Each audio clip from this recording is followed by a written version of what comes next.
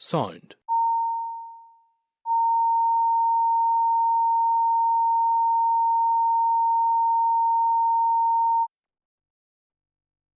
Senate Chamber. Sound.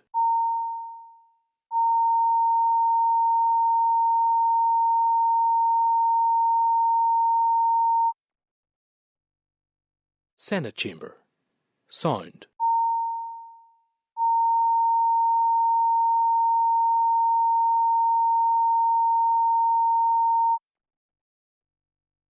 Senate Chamber. Sound.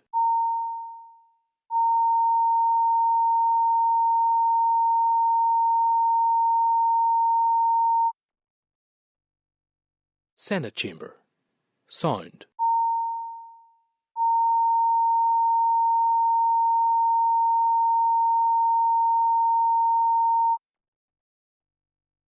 Senate Chamber. Sound.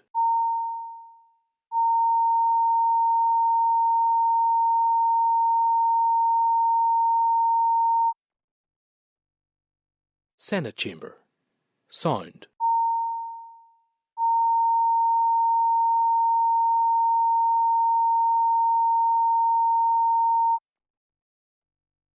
Senate Chamber. Sound.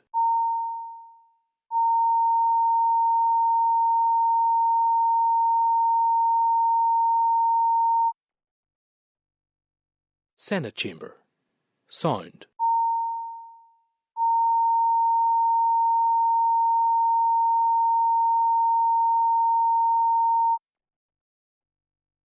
Senate Chamber. Sound.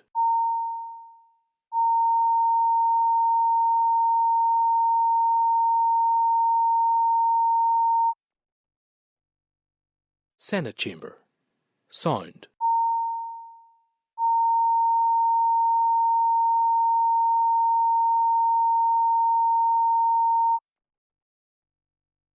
Senate Chamber. Sound.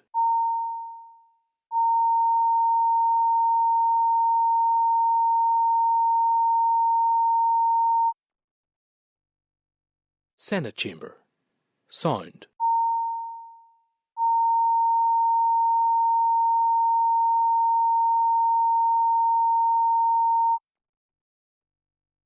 Senate Chamber.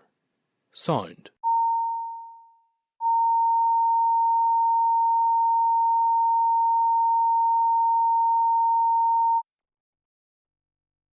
Senate Chamber.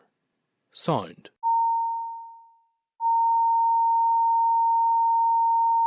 Senate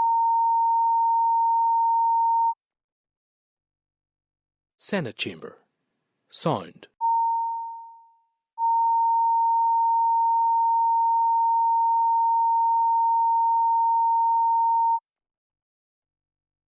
Senate Chamber. Sound. Okay, right. Okay, members. Just get in for a wee second. No problem. Right. So,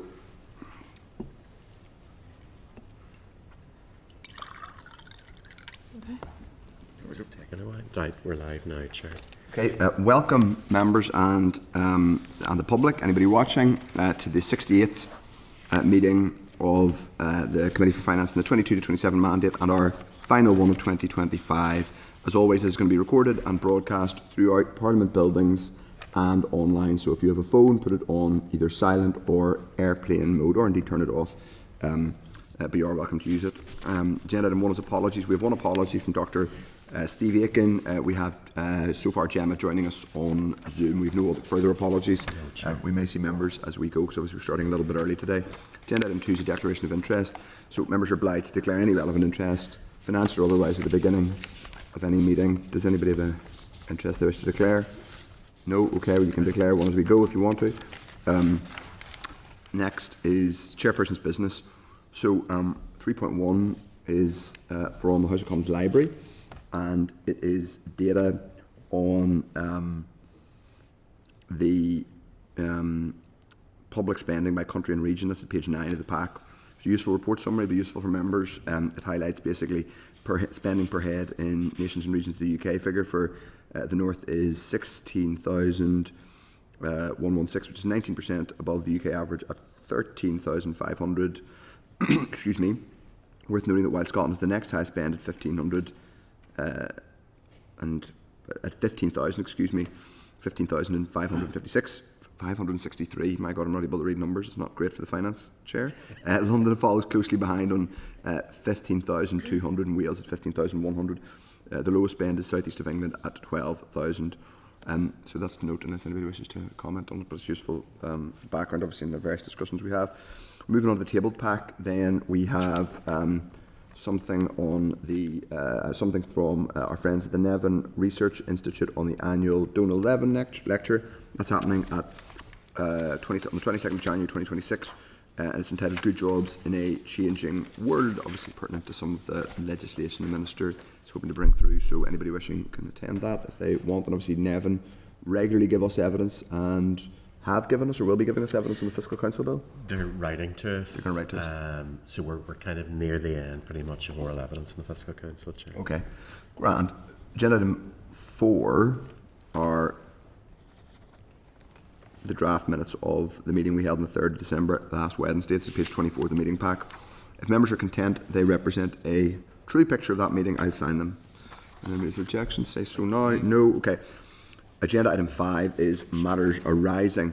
5.1, if we have any queries on some of these where it's specific to the Department of the Officials or indeed the Minister in front of us, I may suggest we just go straight and ask the Minister or the Officials, and we can expedite that rather than throw up new matters arising for the team, for the support team to deal with, just for the purposes of, because then we can ensure that the officials can write back to us.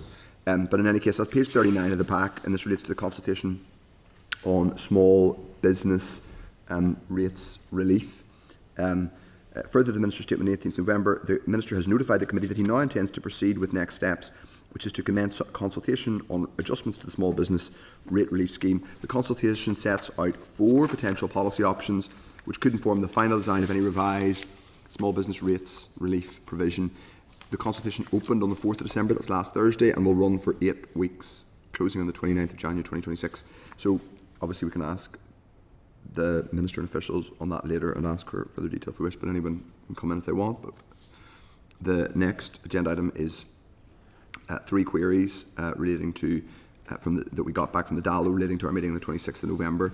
First is relating to the LCM on the Public Office Accountability Bill. That's at page 71 of the meeting pack. The committee previously asked the Department why this LCM had not been considered by the Executive on the 20th of November as previously advised. The Department has indicated that the agenda for Executive meetings is a matter for the Executive Office. So members, obviously we can raise it today with officials if that's useful, but I suggest just for our records we can get one an update on the LCM. I'll bring in the Deputy Chair just in a second. I do think it's concerning that there now seems to be a pattern of things not getting on executive agendas and business slowing down, and that would include previously discussed item in relation to rates. But I'll bring in the Deputy Chair. Thank you, Chair. And I know we talked about the tracker before in terms of the LCM. I thought this one was getting very close to the time limit on that.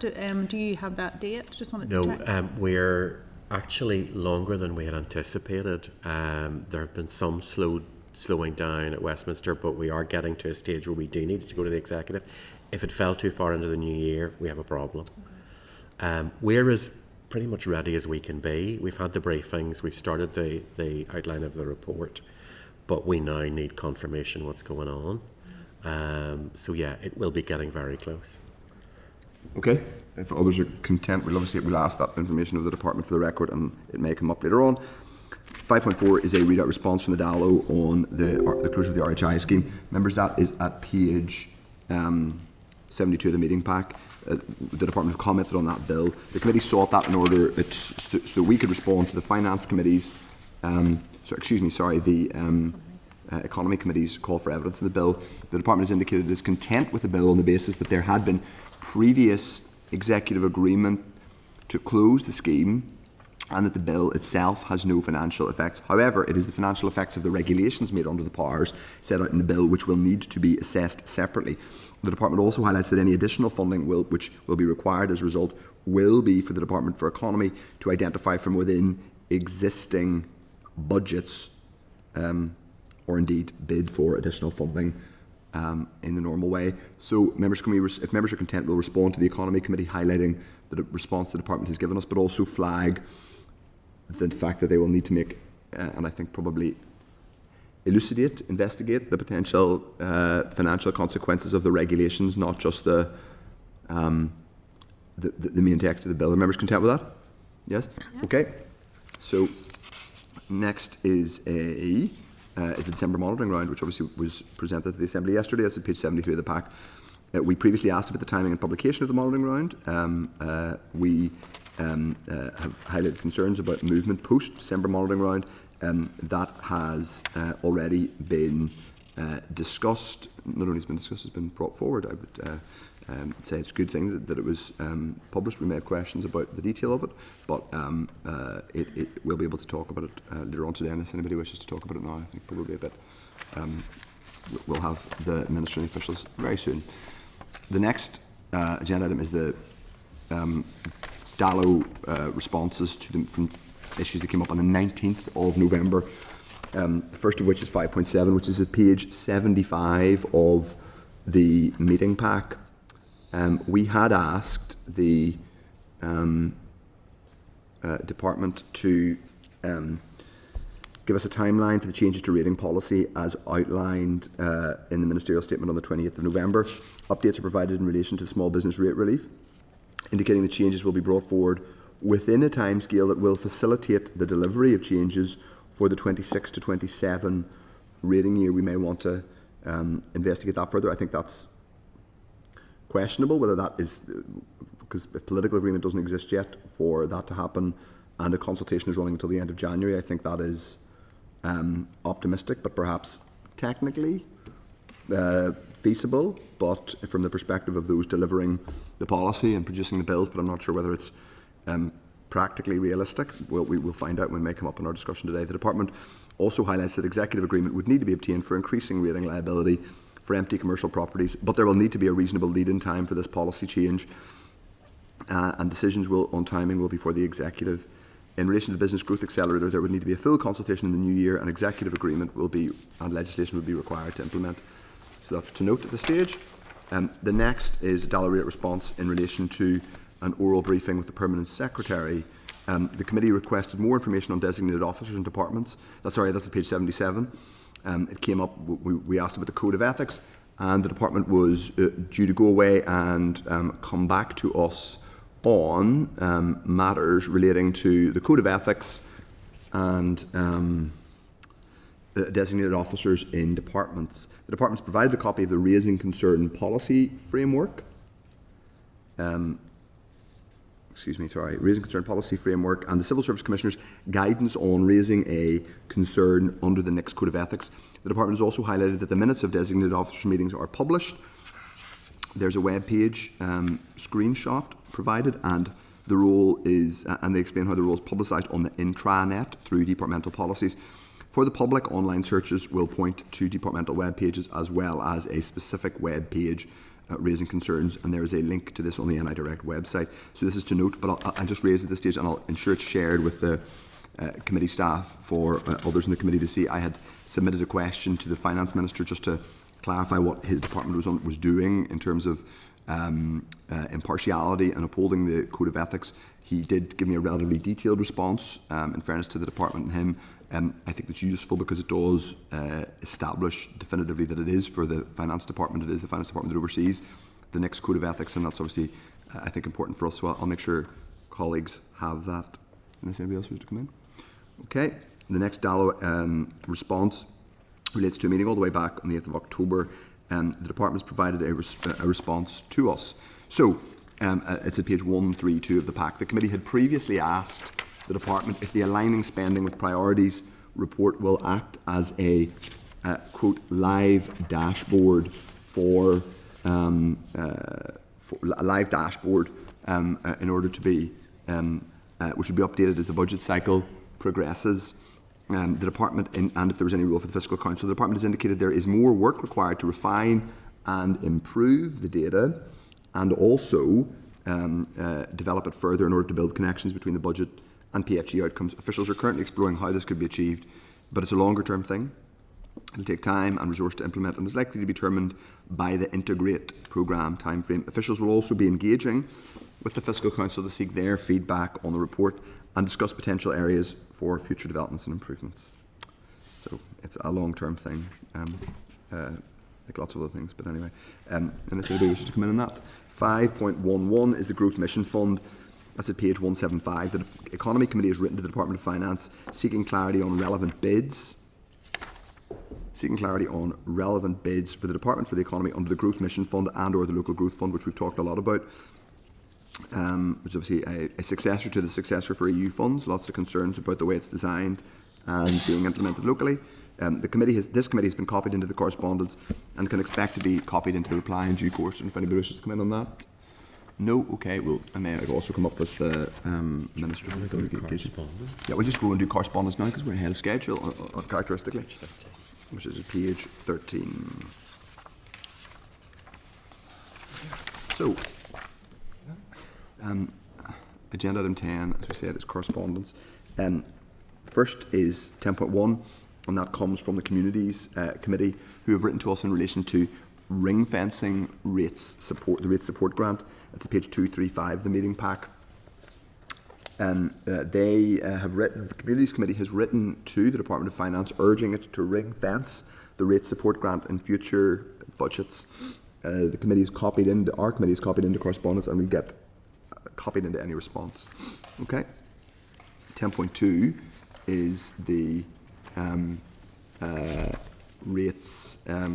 It's the Hansard transcript of the Cybersecurity and Resilience Network Information Systems Bill (LCM), which we discussed here a fortnight ago on the 26th of November. It's at page 238 of the meeting pack. It's the Hansard transcript. It'll be added to the committee's LCM report in due course. That's to note. 10.3 is the Youth Assembly update. From November 25, it's to note. We'll just do the draft work programme while we're here, and that way we'll all be ready to hop on our sleigh and sail off into the winter night afterwards.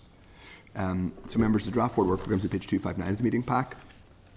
January meetings, the first one of which is our visit to Land and Property Services at Lanyon Plaza. We're going to have more details of that sent around on the 9th of January. And the committee clerk will talk us through any other bits. Logistics for that will come out on the previous Friday, and we'll give you times and so on. But effectively what they want to do is we start off with a lunch, and then there's a number of floors they want us to visit before we finally get to where the actual meeting is. Team and I are going down tomorrow to just look exactly at what that means, because I think they may have underestimated how long it will take to move between different exhibits. They have a lot of artefacts. You'd be quite surprised what LPS actually owns, so that'll be part of the tour. So we're looking to have those details out to you by the 9th, but if you plan to be down there by the 12 noon, there is a glider that comes down just behind, it's across from Lanyon Station, and there's a fairly good sort of set of buses and so on, if that suits. In terms of parking, we'll seek their advice on where it is best to park in terms of value for money, or whether they have access to car parking spaces as well. We'll let you have all of that detail too. We've also got, that's for the 14th, we've also got briefings scheduled for the 21st and 28th that are still moving around and flexing a little bit. We intended to get officials from DFI, DE and TEO in. We're still pinning those down. Those will be either the 21st or the 28th. That's the AFP for the Ministry of Finance Bill? So the Reval oral briefing, we are hoping for the 21st. It would have been great if we could have done that down at LPS, but just the way things have fallen, it's going to have to wait till the 21st. The other thing we need to remember for the 21st is we're starting at 12:30 to do an informal lunch with the Economy Committee around the engagement in corporation tax with Anglewise. Members will recall we've got written responses from NICIC 2 and the Nevin Institute on that as well. So we'll bring that all together for that 21st pack. And that's largely pretty much what we have, Chair. Great. Okay, if members are content, we will publish that on our website. Great, okay. Yeah, okay, and we'll see. Yeah, okay. So, and then if members are also content that we will issue the pack on Monday the 12th of January for the LPS. So it's a day or two late, but that obviously will just enable... That's the full main pack, Chair. So it's rather than we normally issue on a Friday, but for the team to get the sort of full benefit of recess, we're looking for members' permission to publish on the Monday and send out. People can help with that? That's okay. Yeah. Okay. Thank you. Fair enough. We will then, I think, if we're ready, I don't know if the Minister's ready. Just checking. Okay, this is the first one back. We may have to we can just pause for 5 minutes. 14. So what we could also do, Chair, is we could go to item 7 and start dealing with that, which is the the SR. Anyway, okay. Granny SR. Yes, okay. And then that you can give me time to go and get a sandwich. Anyway, okay. So agenda item 7 is the SR 2025-189, the Government Resources and Accounts Act Northern Ireland 2001, alternatively known as Granny if you're into acronyms. Estimate and accounts, designation of bodies, amendment order. It's a 206 of the meeting pack. There's a clerk's note and relevant correspondence. The department's formulated a statutory rule to designate the bodies for inclusion. This happens every year for inclusion of the departmental estimate and accounts for the year ending 31st of March 26. The list of bodies is included in the schedule. At its meeting the 26th of November, we considered it and were content. Subject to negative resolution, and the end of the statutory period is 27th of January 2026. Full details of the draft rule consultation impacts can be found at page 208, and a summary of changes are at page 220. The ESR looked at it and found nothing particularly interesting to draw to our attention. So her report is there. Members are content. I am going to put the question on the statutory rule that the Committee for Finances considered SR 2025-198, the Government Resources and Accounts Act Northern Ireland 2001, Estimates and Accounts Designation of Bodies Amendment Order 2025, and there's no objection to the rule. Are we content? Content. Okay, very good. We are content. No, it's fine. It's fine. Sure. Do we have the Minister here yet? No. No. Okay. We'll just pause for a couple of minutes then, because I'm going to run. Members and we can have a comfort break. If we take our ease just until 2 o'clock. Yeah. Senate Chamber. Sound.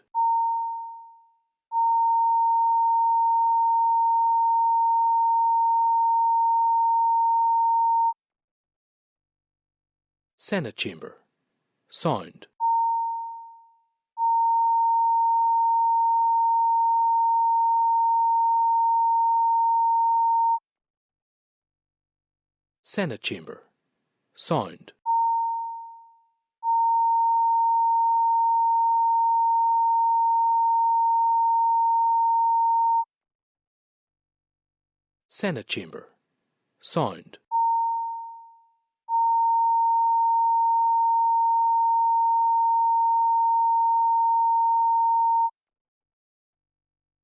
Senate Chamber.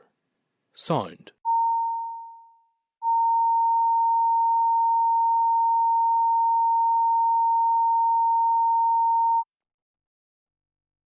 Senate Chamber. Sound.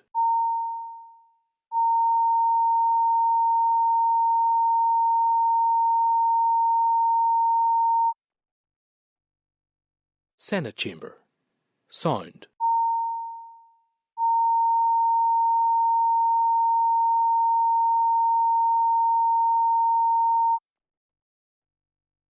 Senate Chamber. Sound.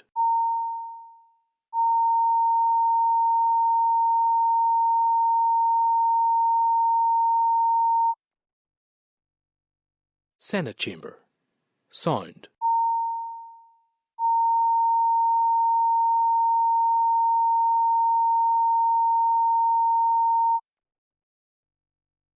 Senate Chamber. Sound.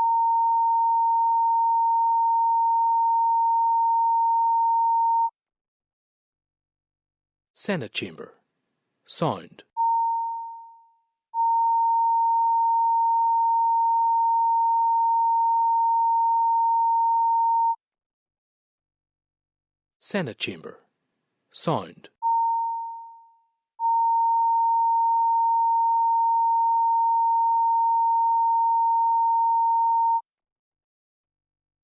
Senate Chamber. Sound.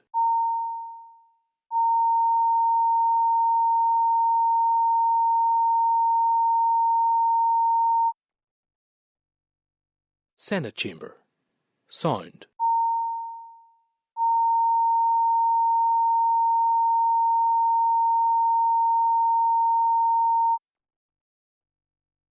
Senate Chamber. Sound.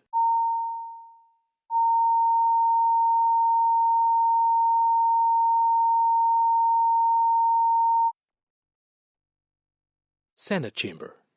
Sound.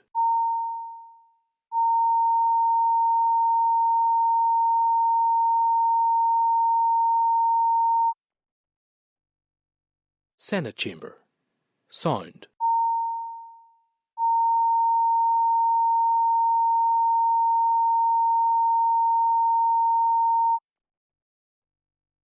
Senate Chamber. Sound.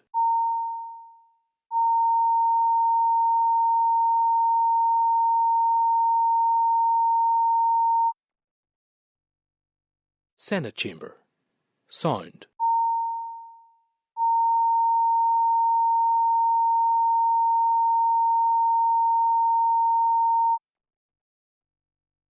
Senate Chamber. Sound.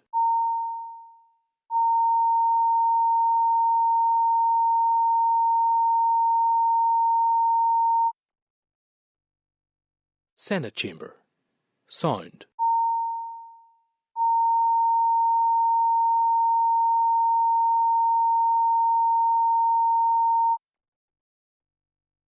Senate Chamber.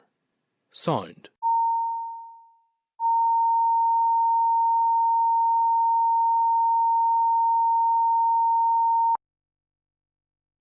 Back on camera. But I'm just going to say 20 We're just seconds. spinning Like, and spinning. it's happening, as you said. Hopefully nothing will happen spinning. whatever globally, but Still spinning. what we're going to get email, I think.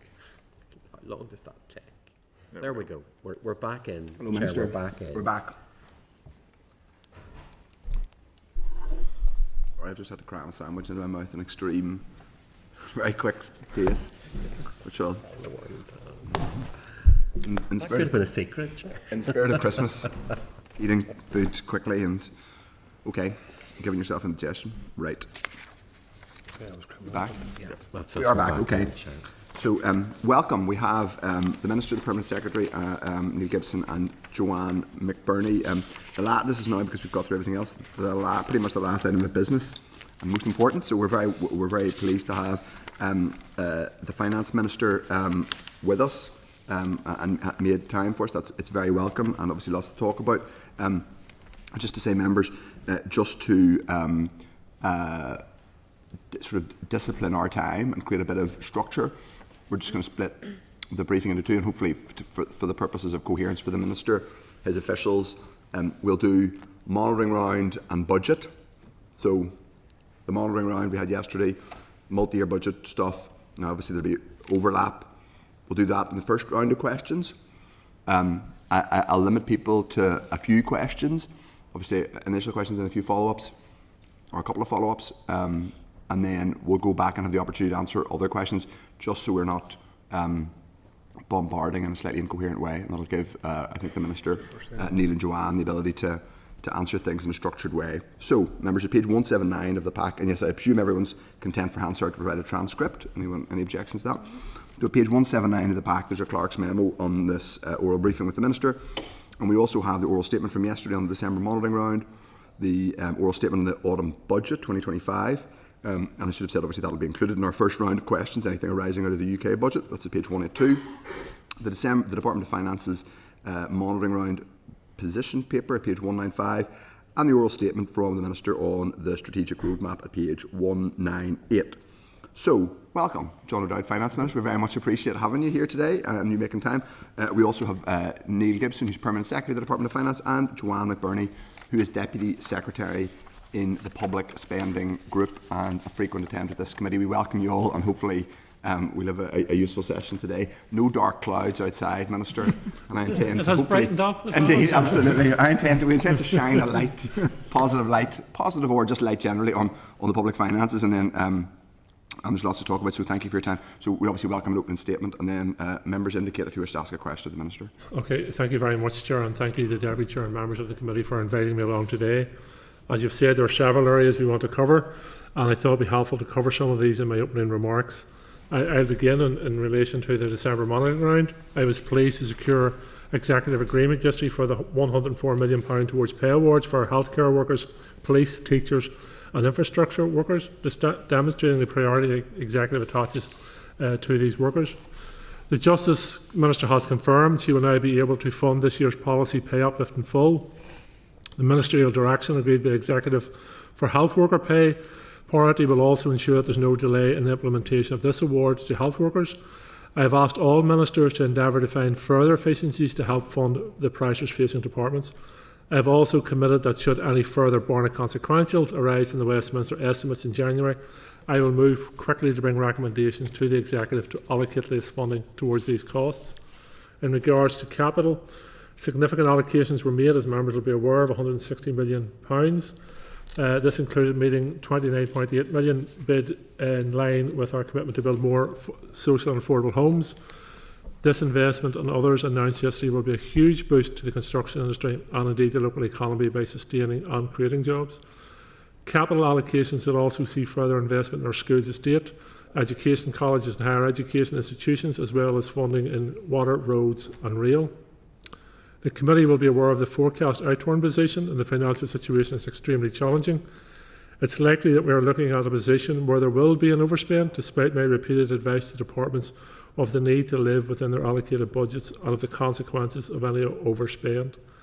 Given that any overspend this year will be deducted from the executive's funding in 26-27 by the Treasury, every minister must redouble efforts to identify efficiencies to help manage the overall financial position. I'm determined to continue to work collegiately with every minister to find a way forward. I know that you're interested to hear in terms of the questions around the multi-year budget. Since the spending review in June, there has been extensive engagement with departments as we have worked through the multi-year budget process of information gathering. The autumn budget on the 26th of November confirmed the totality of our resources funding from 26 to 2029 and capital funding from 26 to 2030. I welcome the £370 million of additional borne consequentials announced in the autumn budget. While this may sound like a substantial allocation, the reality is, when taken over a 4-year period, it falls far short of what is needed. I believe that the Chancellor could and should have went further. The additional funding provided will not undo the damage caused by the years of British Government underfunding of our public services and is inefficient to plug current and future funding gaps. The multi-year budget will, however, give departments the certainty they need to plan for the longer term.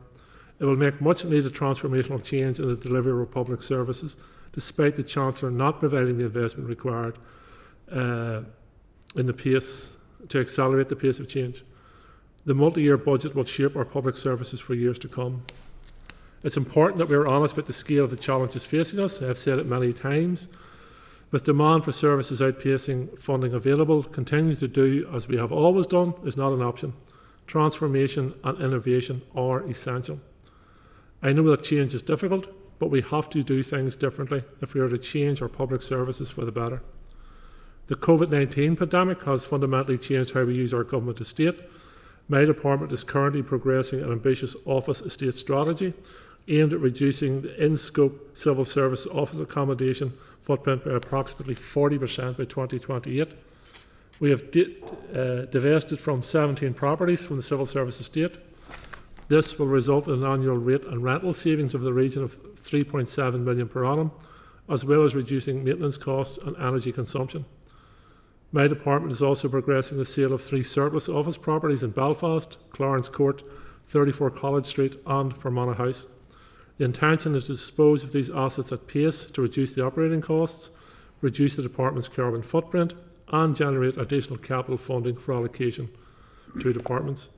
I would urge public bodies who own properties which are no longer in use and have no identified future use to work with my department's land property services to dispose of these. This is not only important for achieving a capital return, but it also ensures properties are not left to decay. By harnessing the power of technology, we can drive efficiencies, reduce costs and deliver smarter, more responsive public services that truly meets the needs of our citizens. The Infrastructure Minister's announcement that new technology such as digital survey will be used to assess road conditions. This is the type of innovation we need to deliver sustainable services that meets the needs of our citizens. In my own department, the Integrate programme will integrate finance and HR services for the first time in the civil services. This, coupled with the delivery of our new people strategy, will enable us to deliver modern, flexible and customer-focused finance and HR services. One of the areas my department has been trying something new in is the area of recruitment. Since April, my department has filled over 2,400 vacancies to support departments. One of the criticisms often levelled at my department is the length of time it takes to recruit. On the 28th of October, my department launched a new pilot recruitment initiative for administrative officers in the North West. This pilot marks a shift away from the traditional annual recruitment campaigns towards a more agile and dynamic approach. Almost 900 individuals were interviewed over 3 days on the 26th and 27th of November and the 3rd of December, with results issued to candidates within days of their interview, and those being considered for vacancies have already started the onboarding process. Recruitment of this size and scale has never been done before over such a short period. Of course, as this is a pilot, there will be learning, including with departments, participant feedback, trade union and from elected representatives. But we will listen, learn and improve where needed and go again. It's important that civil servants are given the space to innovate and try new things. If we keep doing the same things we always did, then we will get the same outcomes. It's essential that the executive is funded fairly and sustainably to enable us to deliver the public services our people deserve. That has been remained my focus. Professor Halpham's report was invaluable in doing so. As a result of those negotiations, committee members will be aware we have secured an additional 1.4 billion in additional funding. But again, the autumn budget let everybody down across these islands, which has further, in my view, strengthened the argument for fiscal devolution. Having greater fiscal devolution will allow us to make different choices, to change behaviours, to spur economic activity, or to generate income for public services in a fair and more progressive way. Last month, I presented a paper to the Executive setting out my approach to progressing discussions with the Treasury. I am fully aware of the different political views on that, but I believe that we can work together and use the evidence base provided by the Independent Fiscal Commission to agree where greater control over fiscal powers could deliver real benefits. We have to approach it with our eyes wide open. I'm not saying for 1 second that it's a panacea for all our problems, but the Executive, the Assembly and this society will have to take on the challenges and opportunities of fiscal offer. I have no doubt colleagues will ask questions in relation to the strategic review of rates, the wider role of DoF and our legislative programme as we move forward. I welcome the scrutiny of the committee and particularly I mention again the work of the committee in relation to the Death, Stillbirth and Baby Loss Bill in the Assembly last week, and indeed over several months of the scrutiny work of this committee. I think it proved that when we work collectively together in the common interest, that we can deliver good for all the people we serve. Thank you.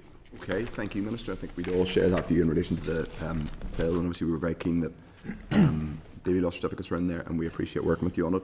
Just in relation, first of all, for myself, and I think virtually all members have indicated they wish to ask a question. So on the December monitoring round and the budget position, you've indicated that there's going to be an overspend in 25-26. We also know we're going to start 26-27 effectively overdrawn because of some of the issues that we're pushing into next year. Can you tell us what the overspend is going to be for 25-26? We're currently at around a figure of 387 million. I know that's a pressure at this moment in time, and obviously we wait on the provisional returns from our departments, and they will change, hopefully for the better, over the next coming months. Okay. I have engagement around the executive field, my executive colleagues and elsewhere. The constant message to them is that we need to drive down that potential overspend, as it will result, due to Treasury rules, in us losing any overspends from our next year's budget. The next year's budget is particularly tight. So executive colleagues have a lot of work to do, their accounting officers have a lot of work to do in that regard to drive efficiencies forward. We're sitting at about just under 400 million overspend for, I presume that's all Ardell. So what are the main drivers of that? Main drivers are at the moment in terms of education and health. We're seeing a forecast this month in relation to health of around 208 million. and the Department of Education.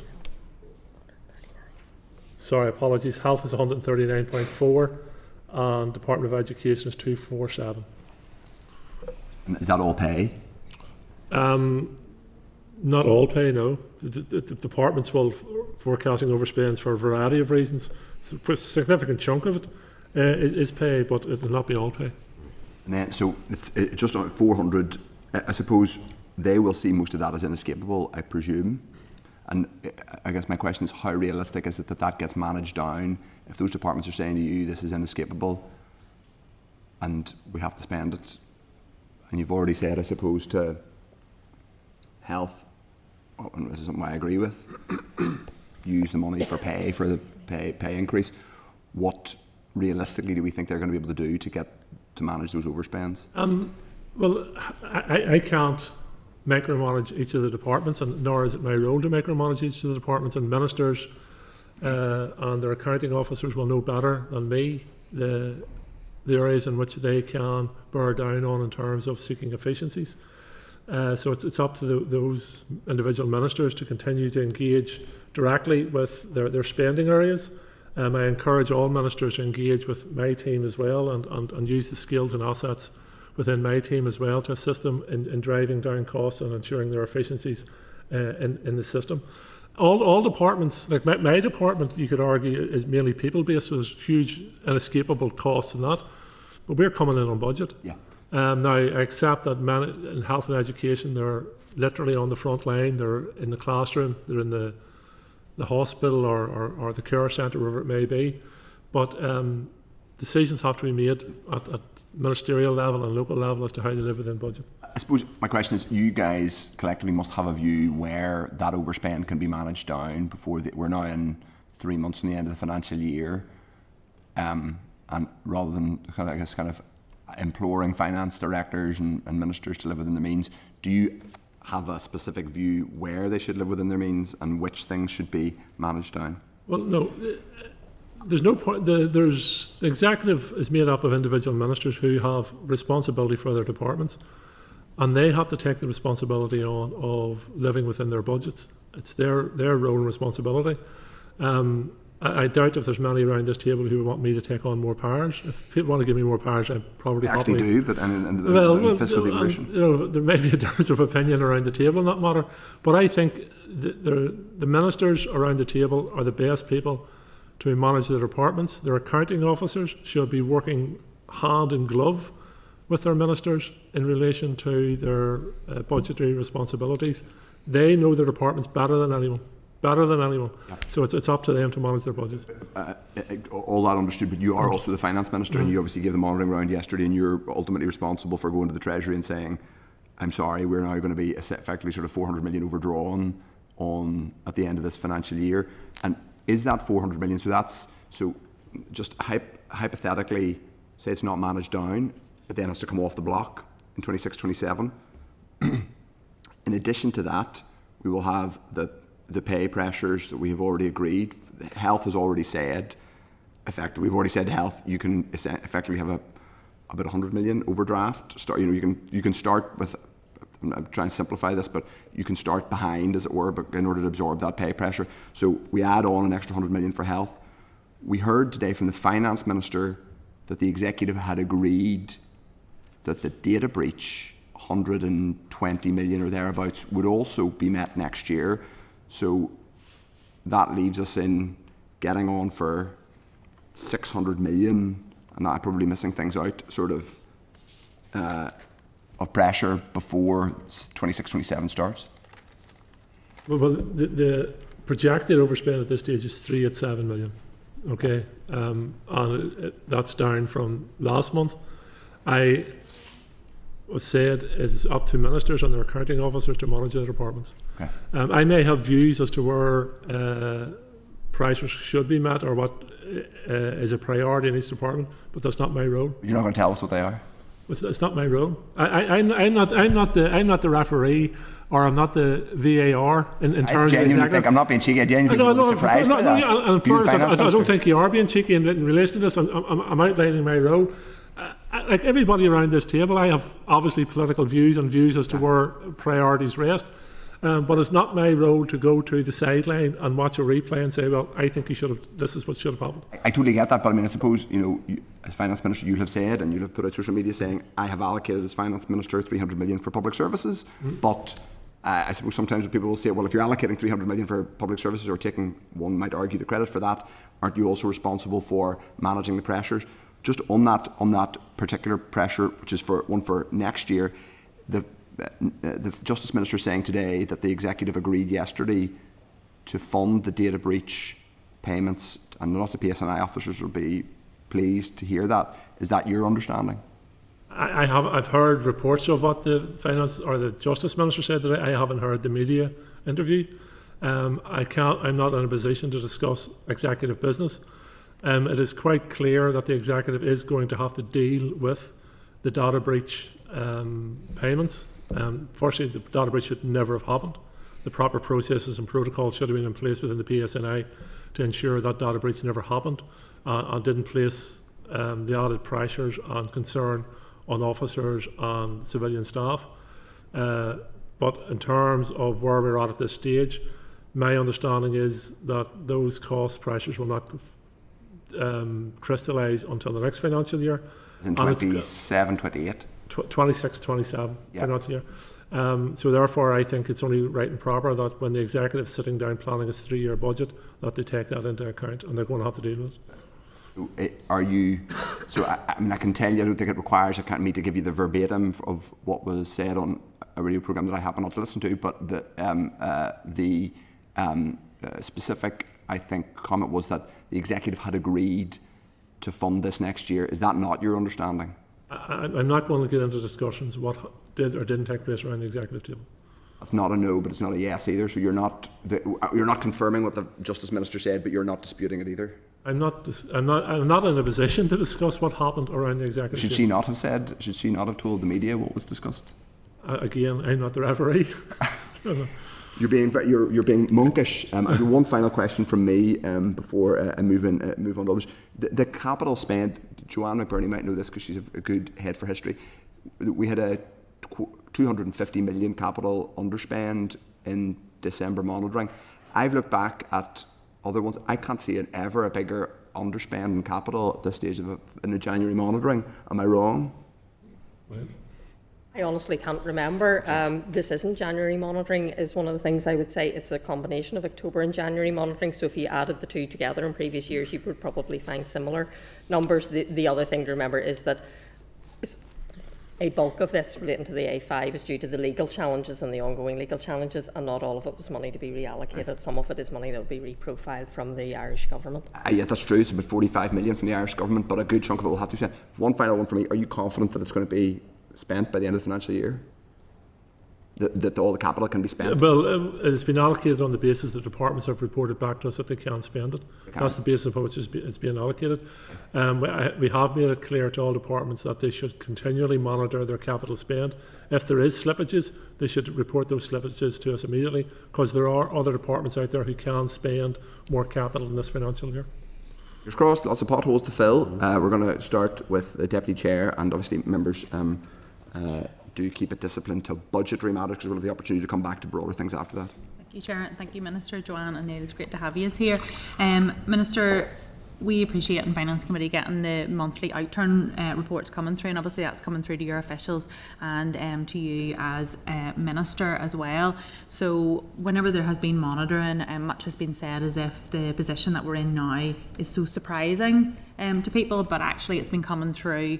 We've been talking about it in committee, not that everybody dials in and listens to Finance Committee to see it, but you know, it's not a surprise to us. And I just wanted to ask, in terms of that process, Minister, as Finance Minister at the centre of it, whenever that comes in and you're seeing that pattern, what's your role at that point throughout the year?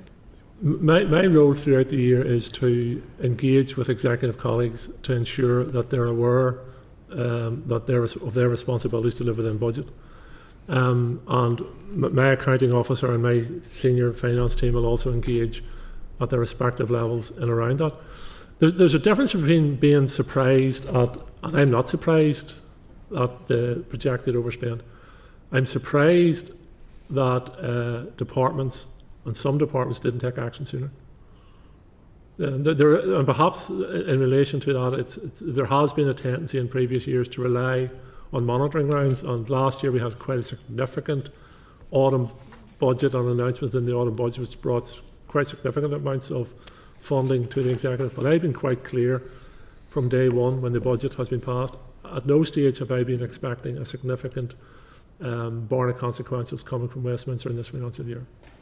And then in terms of the figures coming through, you mentioned 387 million as the current position of projected overspend. Is that as at today? Because it just was our latest committee papers, we had got the October outturn, and the projected overspend was 439 million with a further overcommitments of 231, which was a total of around 670 projected. So just wanted to those figures are as of yesterday, the figures that Okay. were returned to my department yesterday, and obviously there's also been an impact as a result of the December monitoring round.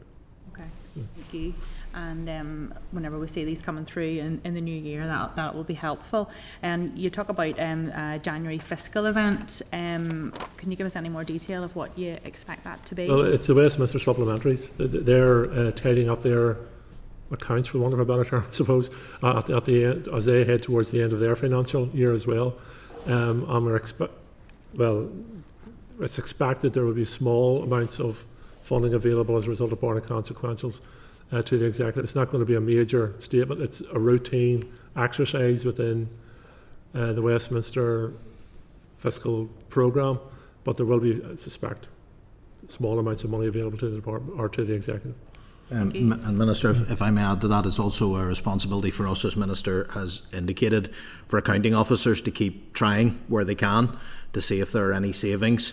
Whilst we have a singular responsibility to the department that we're accounting officer for, there is a collective responsibility too. So a number of departments were able to provide easements to help the pressures elsewhere, and that remains a requirement for us to keep. You can see from those figures the work's far from done, so it's important for every department, mine included, to make sure that we're not incurring any expenditure that we could avoid, so that if there's any possibility of getting any more money back into the system, we should be trying to do that as well, and that's a responsibility that all the accounting officers hold, myself included. And then just a final one, in the monitoring rounds, I saw some money going back in terms of the different transformation projects across the different departments. I just wanted to ask, in terms of that, is that progressing at the pace at which you had hoped, or is it falling behind? Because we've got opportunity here for transformation. Yeah, I have no significant concerns at this stage, and the board monitors the progress on those, and they have appointed specialists where need be in some instances to engage with the various departments. Just in relation to transformation, and I hope to receive a report. I've already met with the head of the civil service around the second tranche, and we hope to progress that in the new year, most likely, in terms of the second tranche moving forward as well.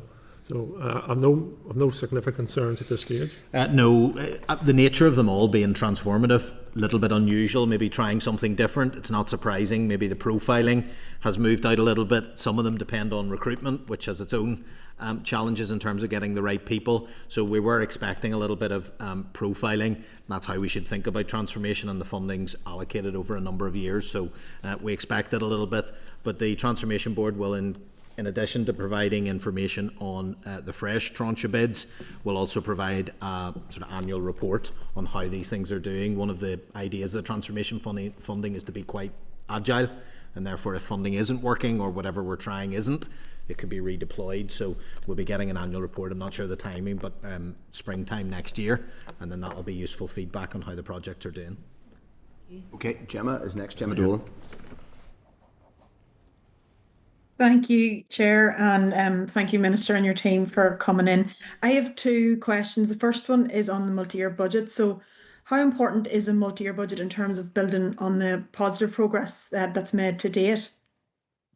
Well, the quantums of monies available during the multi-year budget aren't what we would have hoped for. And you see, even in terms that we were talking about this year's budget, at this year we're projecting a £387 million overspend, which will vary and reflect. We're not talking about huge amounts of additional money here. And when you look at, I think, the projected increased budget take for the Exchequer as a result of the autumn budget is 16 billion up until 2030.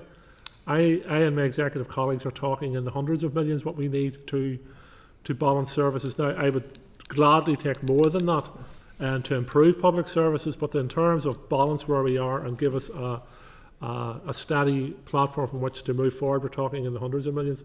But in terms then of the ability for departments to plan over a 3-year period, I think is a game changer.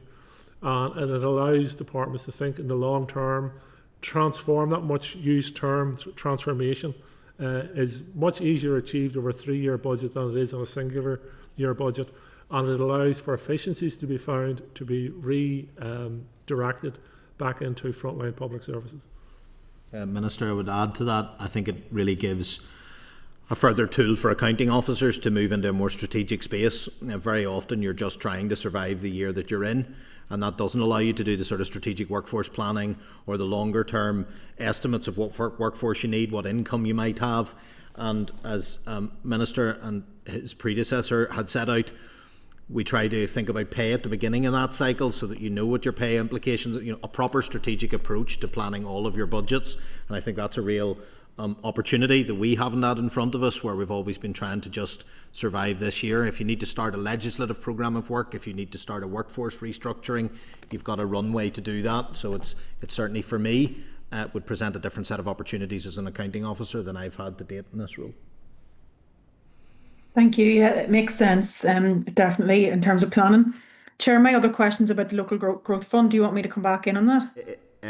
If you're okay to maybe do that towards in the second tranche, is that okay, Gemma? Yeah, perfect, yeah. Yeah, because we'll do other, like basically everything else other than, not that it's not, obviously everything's connected to the budget, but okay. Thanks, Gemma. Brian Kingston. Thank you, Chair. Thank you, Minister and officials, for your attendance today. And I welcome that you started your address highlighting some efficiencies and savings that you've made through disposal of assets no longer required. In terms of the monitoring round announcement yesterday, I want to welcome the £29.8 million capital for the Social Housing Development Programme, along with allocations for cladding, safety and disability adaptations. I did meet last week with the Housing Executive, Chief Executive, and she was highlighting that they're having to dip into their reserves for the first time ever in order to achieve the necessary investment in their housing stock. Obviously that's not sustainable. It is a consequence that I understand in 5 of the last 10 years rents have been frozen, and whilst that's good news for tenants, it just means the housing sector have less money to invest. They are seeking borrowing powers, and I know that requires change at Westminster, but can you explain what representation you've been able to make in regard to that? And is this specifically in relation to the budget we're talking about now? Well, it's in relation to that. Okay. To that I am trying to investment. keep it just to keep us kind of not that you can't ask the question. It's just, but if you've asked it now, so well, I suppose it follows on because that capital investment announced yesterday reflected the wider situation, the housing sector. Or are there other alternative solutions that you and your team are considering for the housing executive's financial situation? Well, the housing sector is lucky to have reserves. We don't. No, but that was a flippant remark in one sense. No, reserves aren't exhaustible or inexhaustible. That's true. But look, I'm on behalf of in terms of department's engagement with the Treasury, I take lead on that. So I am engaging with the Treasury in relation to borrowing powers for the housing executive, and it's a strategy, and I fully support and fully engaged in. Now, the Treasury are keen to talk to us in that, but they want to talk to us not in regards to the broader fiscal framework. They want to look at all our asks in that sense, rather than us coming with one ask and then going back with another ask. So they're saying, look, come forward with your asks, and we will sit down and discuss them and engage with them on that basis. So borrowing powers for the housing executive are part of the broader discussion around a full fiscal framework. But I can assure you I'm fully supportive of it. Okay.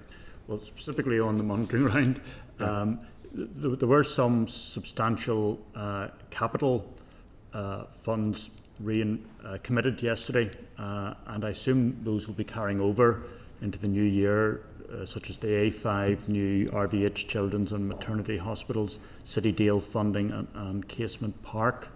So can you confirm that those capital commitments will carry over?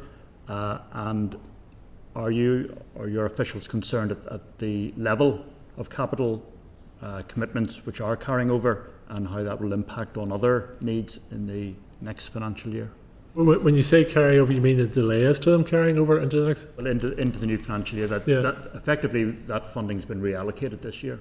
So and that leaves less capital funding next year. We're obviously acutely conscious of the various projects and potential delays to some of them carrying on into the next financial year, and we will continue to engage both at ministerial level and at official level with those departments.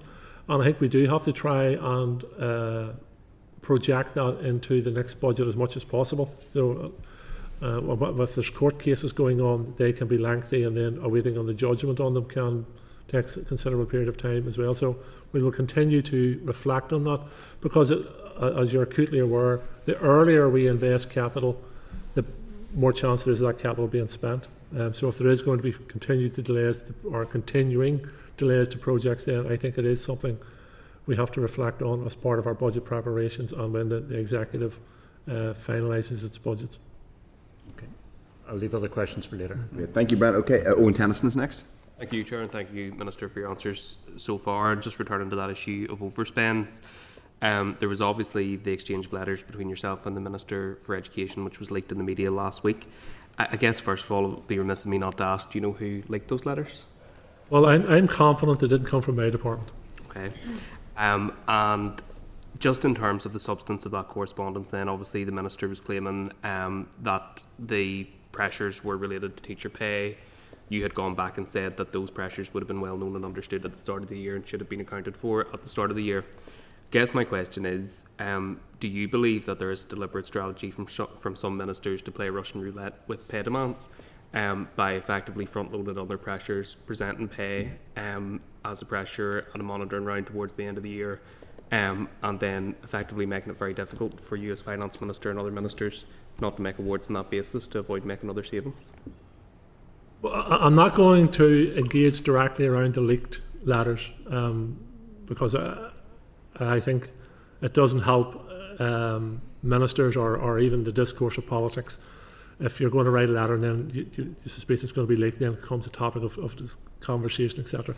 As I said to you yesterday, I think it would be very surprising if ministers weren't exchanging letters, and I've said also to yourself that it's not surprising that there's tensions between various ministers and the Finance Minister in any institution. It's the nature of the work we're involved in, and I suspect there's been some terse letters between ministers in Whitehall and the Treasury, etc. So that's just the nature sometimes we're involved in. But in terms of the broader question or the broader topic, I think it's vitally important, and it'll be one of the recommendations I hope to make and is accepted by the Executive in the 3-year budget, that ministers set aside the money for public sector pay at the start of the year rather than at the end of the year or midway through the year. You cannot deliver public services without public sector workers. So ministers should be planning at the start of the year that X amount of money will be required to cover public sector pay awards as the year progresses. Matched to that, they also need a workforce planning as well. They need to manage their workforce as well and work with their arm's length bodies and various agencies they have under their remit to ensure that they're managing their workforce planning as well. It's essential and crucial that they do that because it is, I think it causes huge difficulties firstly for staff if they're entering periods where they're being balloted for strike action, they're not sure about their pay awards, they're not sure what's happening. I intend to, and my predecessor did it last year in terms of the pay award for the civil service. We're engaged with the civil service unions at this stage discussing the potential of a 3-year pay award and having that hopefully agreed at the start of the budgetary process with review periods built in as we move through the 3-year budget. Other departments may not be able to do that because of the way the various pay bodies award, but I do think at the very start of the financial year there should be money set aside for public sector pay awards. That's useful, thank you, Minister. And just in relation then to some of the capital underspends that were surrendered in the monitoring round, when did you become aware that there were going to be significant underspends, and I know you touched on this earlier, but I mean, why did other departments not make you aware earlier in the financial years? I'm sure you would have had a monitoring round earlier if you thought there was significant funding to be redistributed. Well, obviously we knew there was going to be considerable amounts of capital come back on the A5, Yep. and we had been engaging with DFI in that regard. They had to go through a process of engagement internally around how that money was going to be, how that profile was going to come back to us. There was some very late returns from DFI as a result of licensing and other matters they were involved in around compensation to landowners, and that came to light very, very late in the process. So that was a factor. Other departments we've engaged with too, but we're constantly saying to departments, if there's going to be an underspend, let us know as soon as possible in the process. And as I said to some of our colleagues yesterday, we also have to remember that the autumn budget was 4 weeks later than it usually would be, which again delayed when we had December monitoring round. If I'll add that, Minister, just to say, as an accounting officer, for example, we were able to give up some money because we were negotiating contracts with the Integrate contract, and we were able to secure a better price for that. That allowed to free us up a little bit less than we'd allowed for in the business case. And it's important you do that rather than just relaxing with the business case and actually try and drive down every saving that you can. But we couldn't release that until contracts were signed.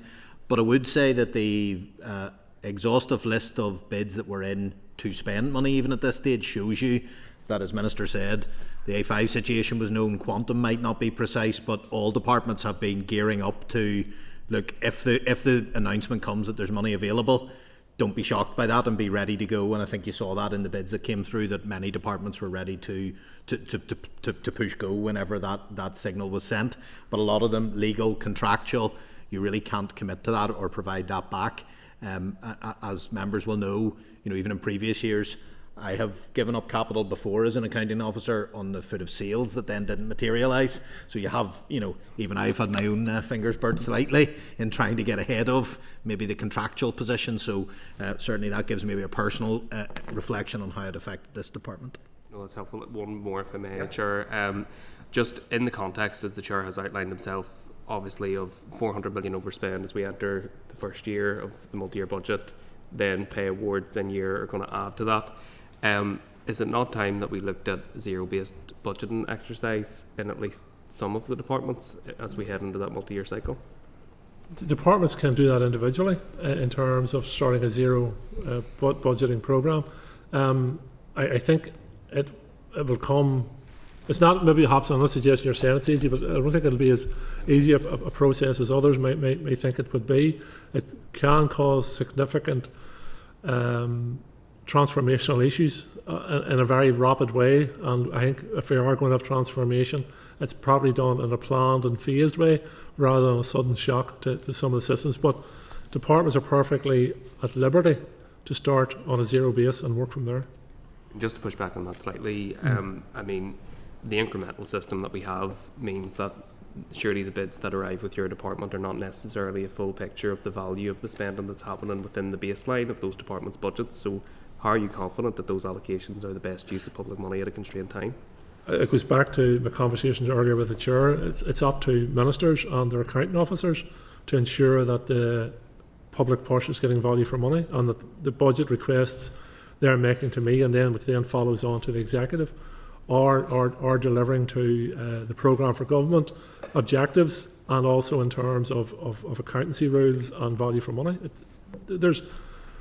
And I'm not saying no one's negating their responsibility, but ministerial responsibility covers a lot. Accounting officers' responsibilities cover a lot, and they can't be taken away from.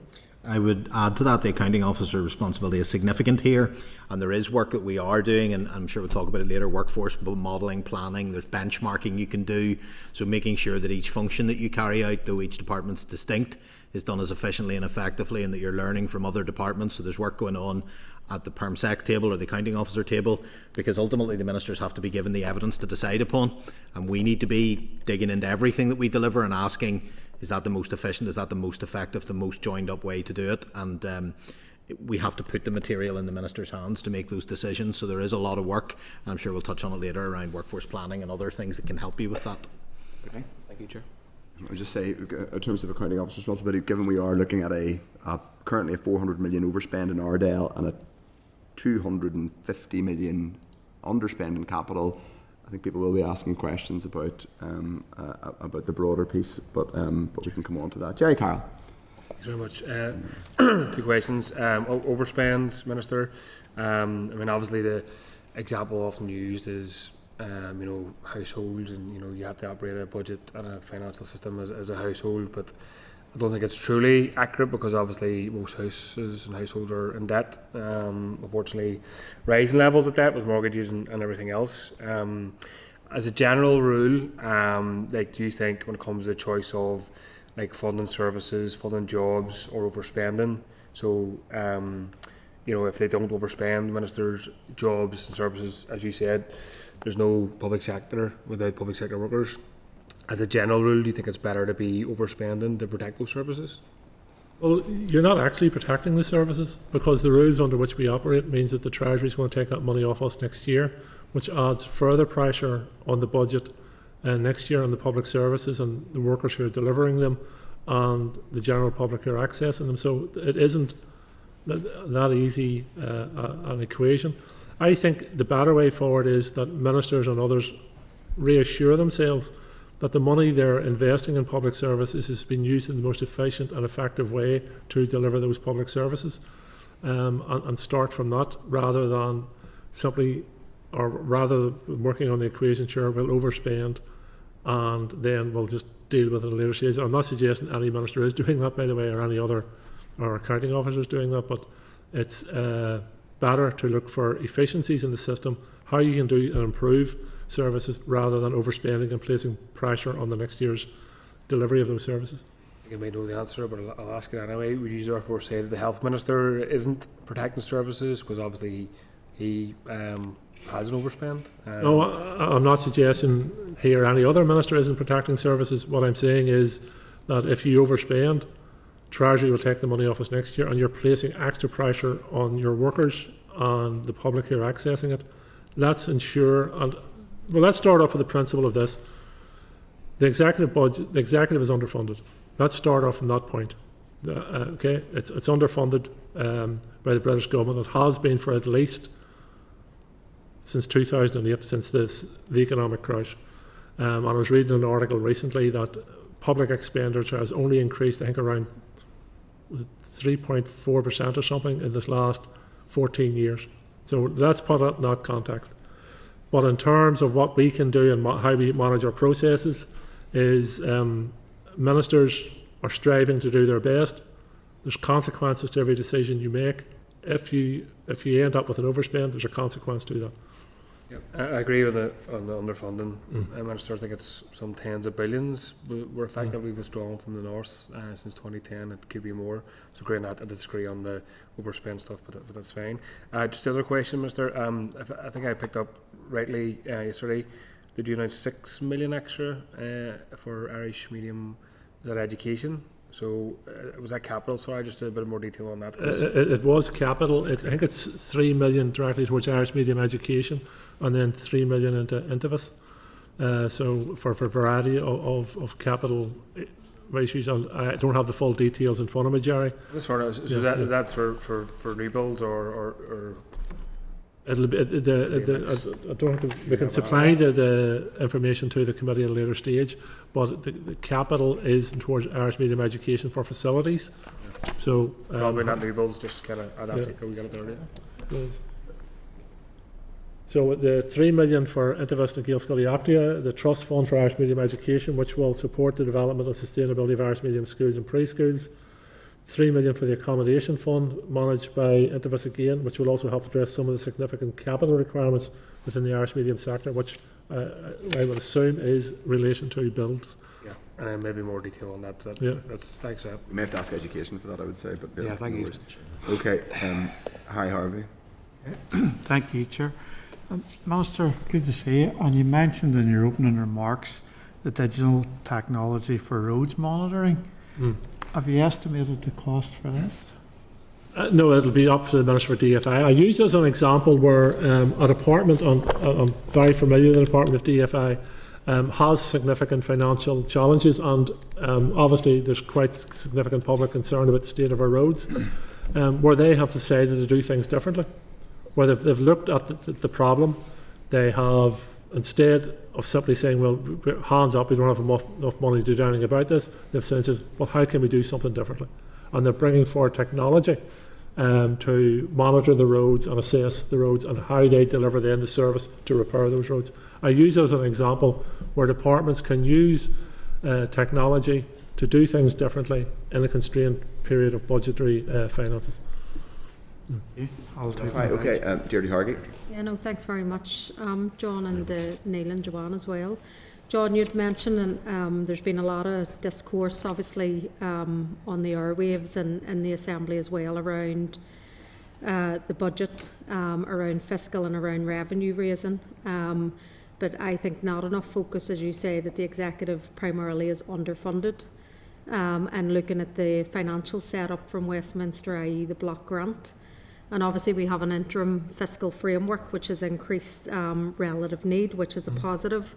But the one big area that's missing is the cost of delivering public services. So as you say, our public services have been underfunded.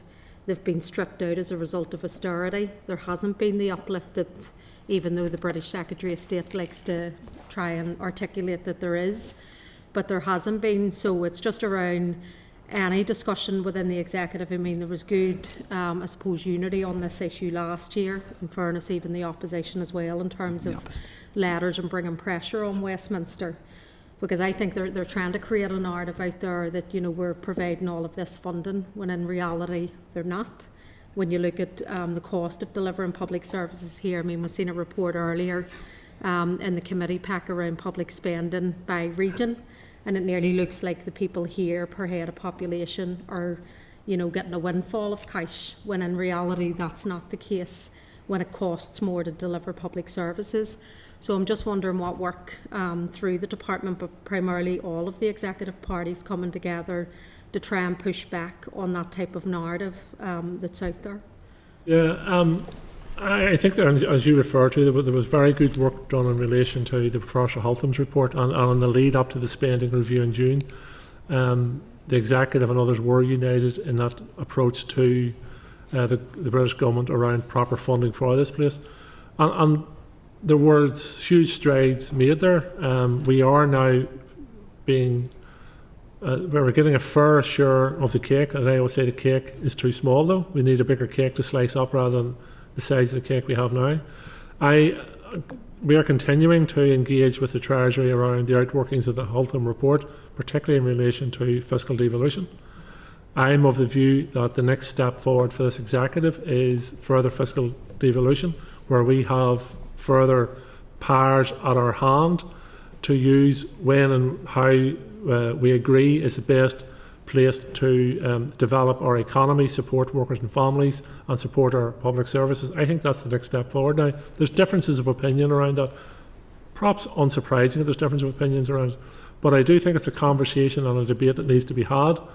I will continue to engage with the Treasury around it. I will report back to the Executive on the developments of those engagements with the Treasury, and obviously it'll be a decision for the Executive on what the next moves are.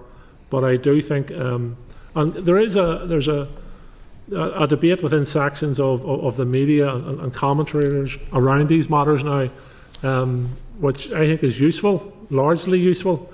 I think we have to move away. I'm sure we all remember the times when the media would have reported, oh, the Executive's away to the Downing Street with begging bowl in hand. Now, we've been proven right that we were being underfunded. That's beyond argument now. So I think the next phase is proper engagement, both publicly, politically and elsewhere, around fiscal devolution and how that can benefit the society, and at the same time engaging with the government around proper funding of public services. No, I would agree with you, and I think the fiscal devolution is the obvious piece, but I suppose the relative need, which was good that we got it, even though, as you say, you know, they resisted it, but it's the cost of delivering public services is different to even the relative need. So it's just, you know, as we're looking at, and I suppose that goes back to the block grant and how the block grant is calculated. It was to be an interim fixture back in the 70s, and it's just something that still runs to this day. So I'm just wondering if there's any work in terms of the interim fiscal framework that we can start to push back on actually what the cost is of delivering public services here is higher than what it is in England, and that's what the block grant is based on. And I'm just wondering, in your discourse with the other devolved assemblies, if they're presenting similar challenges as well in terms of that devolution arrangement and how the finances are worked out. Yeah, but on the Haltham report delved into this area. There is engagement, particularly in relation to FISC, the Financial Institute Sectoral Committee. That's some bizarre title they've given to the finance ministers all meeting together from the devolved institutions. And a pushback to the Treasury on this, because we meet with the Chief Secretary of the Treasury quarterly on this, and there is a view from the Scottish and the Welsh institutions that we have to take a look at how we're funded and the different costs of delivering services in the different areas. So there's a commonality. There'll be different points of view and different in different areas, but there is a common view that we have to take a look at these matters. Thank you. Okay, so just on that, I've got a final couple of points from me on the budget and the multi-year budget, and then we'll bring members in to talk about other ancillary things. I was indulgent there. There were a few ancillary non-budgetary things raised in that first round, but we'll not be too hard on that. On the multi-year budget, how confident are you, either on a scale of 1 to 10 or a percentage, that there will be a multi-year budget agreed? First of all, it doesn't look like one is going to be agreed. I think we can assume there's not going to be one agreed this year and published this year. No, I don't think we can agree that yet. Okay. I'm reasonably confident that we can make progress between now and the Christmas break, 5 to 12 on Christmas Eve. Good. Yeah, you're working hard. Yeah, Christmas holiday, Minister. That we can deliver a multi-year budget before the new year, the Christmas break. And I'm, on a scale of 1 to 10, am I confident there's going to be a multi-year budget? I would put it at 10. Good. I'm glad to hear that. That's I won't be dark clouded about that. If that happens, I'll be saying that's a good thing. On the multi-year budget then, are there going to be concrete proposals around fiscal devolution or additional revenue raising from existing sources, which largely means the rating system over the 3-year for resource and 4-year for capital? Are we going to see are there going to be specific, as you might see in another, an Irish or UK budget, there would be we want to spend this amount of money, we get this in the block grant, we're going to raise a bit extra in order to fund it. Are you going to put formal proposals in there in that regard? Well, the rates will have to form part of the budget process. It's quite clear that we have to set a rate within the multi-year budget, which allows us then to project the spend over those 3 years. That's part of that. As would be the case in previous multi-year budgets, there will be annual reviews, and there may be a decision by the Executive and the Assembly to change the projected regional rate as part of that review. They may say, well, no, we'll continue as is. But it allows the Executive to plan its spending, but it's also a message to businesses and to homeowners what their projected rates will be over those number of years. In relation to fiscal devolution, will there be firm proposals within it? The budgetary document isn't the place for those firm proposals. I think in terms of the stage we're at engagement with the Treasury, we wouldn't be in a position to put firm proposals in the budget document. But I do think as we move through the 3-year budgetary period, all parties should be conscious of the need for us to have fiscal devolution and what we could do with that fiscal devolution as time progresses. I suppose, looking back at the first evidence session we had with Kiva Archibald when she was Finance Minister, which was 18 months ago, she talked about putting a fiscal devolution paper to the Executive, and obviously Conor Murphy commissioned the Fiscal Commission 5 years ago, but 5 years on from the appointment of the Fiscal Commission, 5.5 years on from the appointment of the Fiscal Commission, 18 months on from Kiva telling us that a fiscal devolution paper is going to go to the Executive. As far as I'm aware, no fiscal devolution paper has gone to the Executive. Well, let's look at this last 18 months or more, 21 months now we're back, okay? So we had the engagement in relation to the interim fiscal framework, And we had the work of Professor Holtham leading up to the June spending review, which was a successful engagement at that level, securing the executive an additional 1.4 billion over that period of time. So that piece of work was important in that. We then, after the fiscal framework and the June monitoring round, I made it clear to the Treasury that I want now to enter discussions in relation to full fiscal devolution or fiscal devolution, and that engagement has moved on. I have presented a paper to the Executive outlining to me what steps I plan to take and how I intend reporting back to them. So that's in gear, and we are now involved in those discussions. We also remember that when we're dealing with the Treasury also has its work programme. So the Treasury for this last 8 to 10 weeks, and as you get closer to the budgetary period, has been solely focused on the budget. Understandably, they're zeroed in on the autumn budget, etc. They've been zeroed in on that. Now that's over for them. That allows us to go back and say, right, you've done that piece of work. Here's the piece of work we want to enter. So it's an ongoing piece of work. I think there has been progress made, but those of us who support fiscal devolution need to make the case for fiscal devolution. I couldn't agree more. I suppose my question, my honest challenge, and I'm challenging about this, is that if you look at the Smith Commission, so after in September 2014, after the Scottish referendum, the Smith Commission was appointed, which was going to look at further powers for the Scottish Parliament, including fiscal powers. It was appointed in September 14. I think it reported a few months later. The primary legislation was then in and debated in Parliament in 2015. So that was, I think, like a year, 18 months between, it happened, it didn't, that was the UK government doing it, and it would have had to, it didn't include the Treasury. I suppose what I'm trying to say is, why do we have to move at a snail's pace? I appreciate there's not likely to be perfect political agreement at the Executive, but a paper hasn't even gone to the Executive yet. It feels like we've been talking about this for basically forever. Well, again, a paper has gone to the Executive. I've submitted a paper to the Executive. It hasn't been accepted on the agenda. So we've had a discussion around it, and the purpose of the paper for the Executive is to outline to the Executive my responsibilities in this area and how I intend to move forward. But just to be specific, so that's about the fiscal framework, is it? But it's not specific. Did that paper say I would like to seek further fiscal devolution in these areas?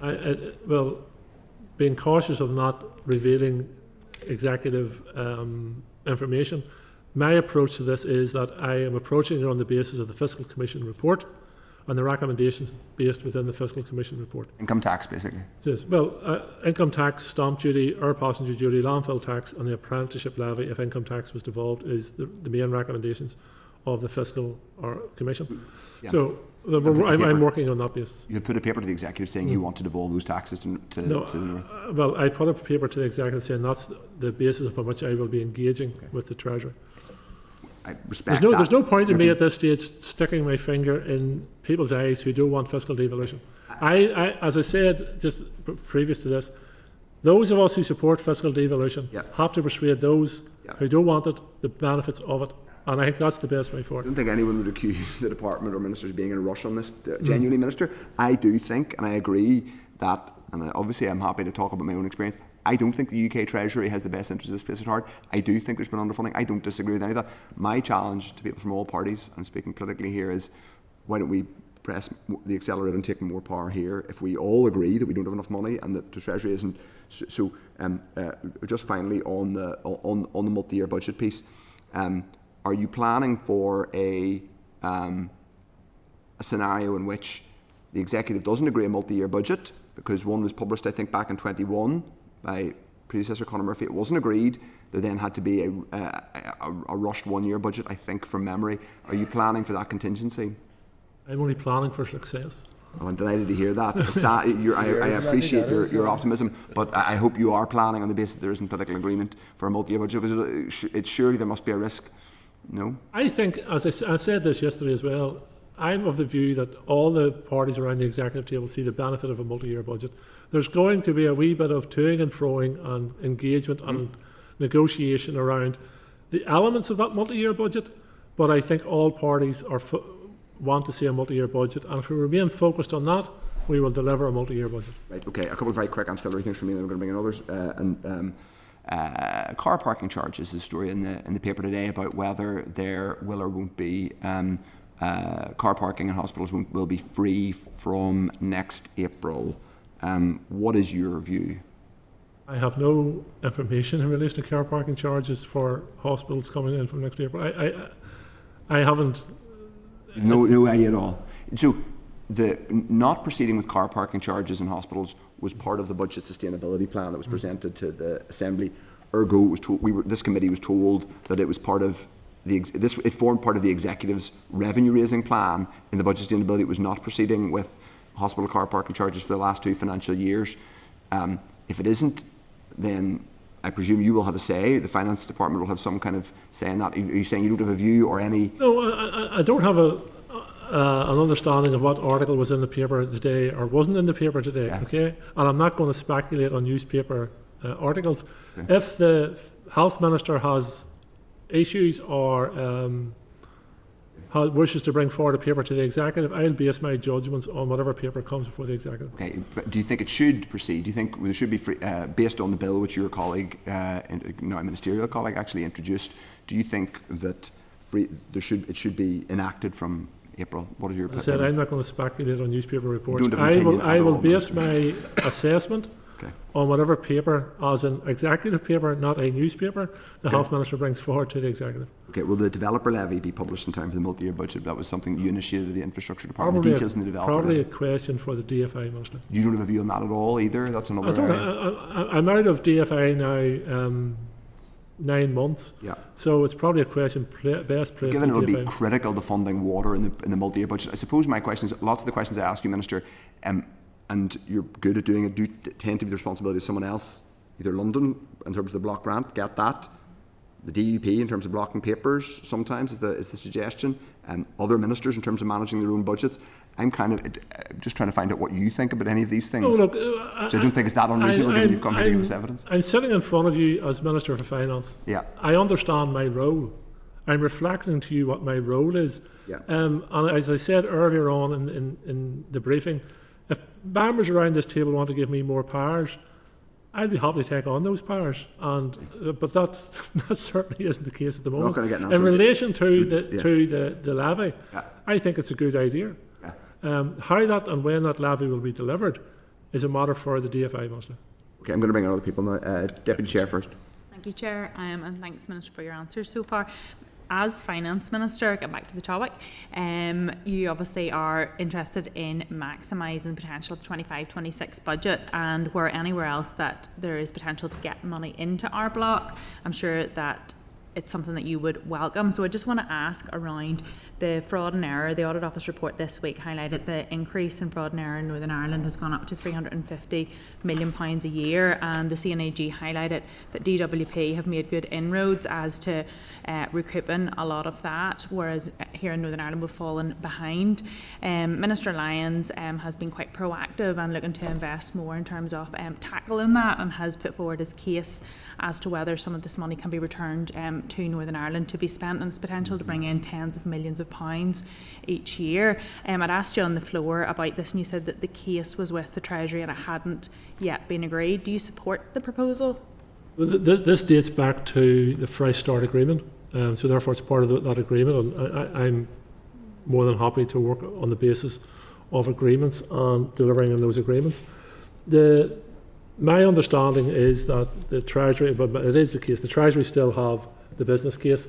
They have asked a number of questions in relation to that business case, and when they respond back in relation to their views on the business case, I'll then bring that back to the DFC Minister and move from that basis. But the business case has not yet been agreed by Treasury. Okay, but do you support it as Finance Minister? I support it as a part of the Fresh Start Agreement. Okay, and if that was to come back successful, would there be funding available for the 25-26 year to be applied to this block now? Well, there's nothing to stop any minister reallocating funds within their current budget or their future budgets towards projects. So I'm not going to make a preemptive view on what will or won't be in the next year's budget, because that all has to form part of the multi-year budget. but there's nothing to stop any minister reprofiling or profiling within their budgets programmes which they wish to proceed with, or programmes they wish to proceed with which they believe will deliver additional revenue to frontline public services. But if it's with the Treasury as to whether they'll release the money that's recouped back to the Northern Ireland bloc, do you foresee any of that coming for the 25-26 financial year? I don't know is the honest answer. The Treasury haven't responded yet, so let's wait to see what the Treasury responds. Okay, thank you. Okay. Although that was a matter to do with another department too. You were asking the Finance Minister's opinion, so that's fair enough. I don't mind. So, what's, as I say, good for the goose. But anyway, the next is Gemma Dolan. Sorry, Chair. Thank you were going to ask about the growth fund, I think, Gemma, from the previous round. That's what it was, yeah. I'm just wondering what, obviously there's an anxiety with the community and voluntary sector around the local growth fund. So I'm just wondering, have you got an update, or what have your engagements with Treasury been like on it? Officials are still to continue to engage with the Ministry for Communities, Housing in Britain around this matter. It is disappointing that this issue hasn't been resolved yet. I do note as part of the autumn budget that there was changes made to similar programmes in authorities in England, where the capital resource split was more balanced than it previously had been. I have corresponded with the NIO and the relevant Whitehall department expressing my huge disappointment that the opportunity wasn't taken as part of the autumn budget to rebalance that spend here. As I say, those engagements continue, and I'll report back to both the Executive and to the committee when I have further information.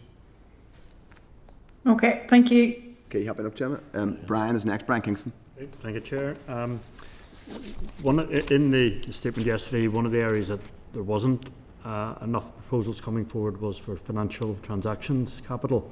Have you a view then on just all the conditions around that? I mean, having a proposal ready to go for a monitoring round is going to be more challenging compared to other expenditure.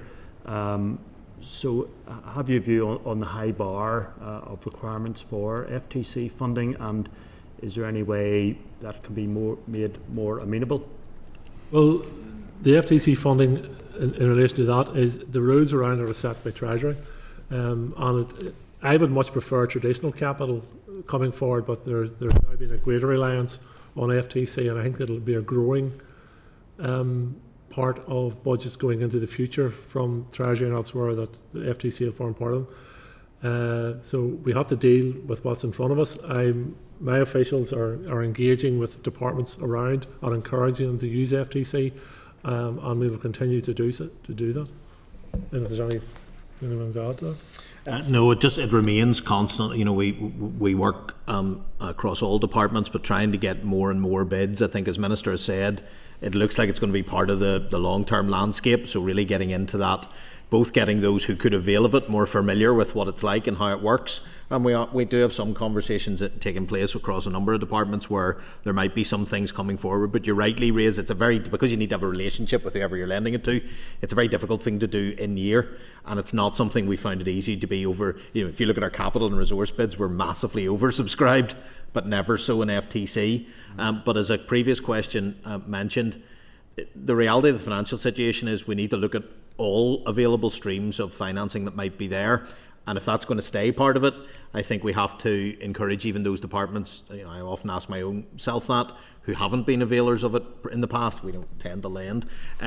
Could they do so? So we are working, and they've changed the treatment of it in that it's not repayable to Treasury. That gives us a little bit more potential for thinking maybe a little bit more strategically about it, which we'll be thinking about once we get the multi-year budget out of the way. And if I could ask just on that last point about not being repayable to Treasury, from my own understanding, in terms of the 50 million for Casement Park from FTC, which has been described as an equity share, I think, rather than a repayable loan, is the way working of that then that as we get to that stage, a share of the profits, a dividend from Casement Park will go either, will it go to the UK government or will it go to the executive? How will that work in practice as an equity share? It's worth remembering that £50 million FTC is a separate fund. it's directly managed by the British government. They said they would make a contribution to Casement Park, and therefore the management arrangements around that are a matter for the British government, in my opinion. Now, as a delivery agency in terms of the executive, we continue to engage with the government around that and are in a bid to finalise how that will be delivered, but it's really a matter for the British government. I'm not sure if the dividend from it would come to the executive or to government Westminster. Well, any dividends I'd prefer to come to the executive, but again we have to finalise all those arrangements with the Treasurer. Okay, thank you, Chair. Okay, we may come back to that. Owen Tennyson. Thank you, Chair and Minister. I think one of your previous appearances at the committee, we talked about the Hotham review and the fact that Treasury hadn't fully accepted Hotham's recommendations in relation to Northern Ireland.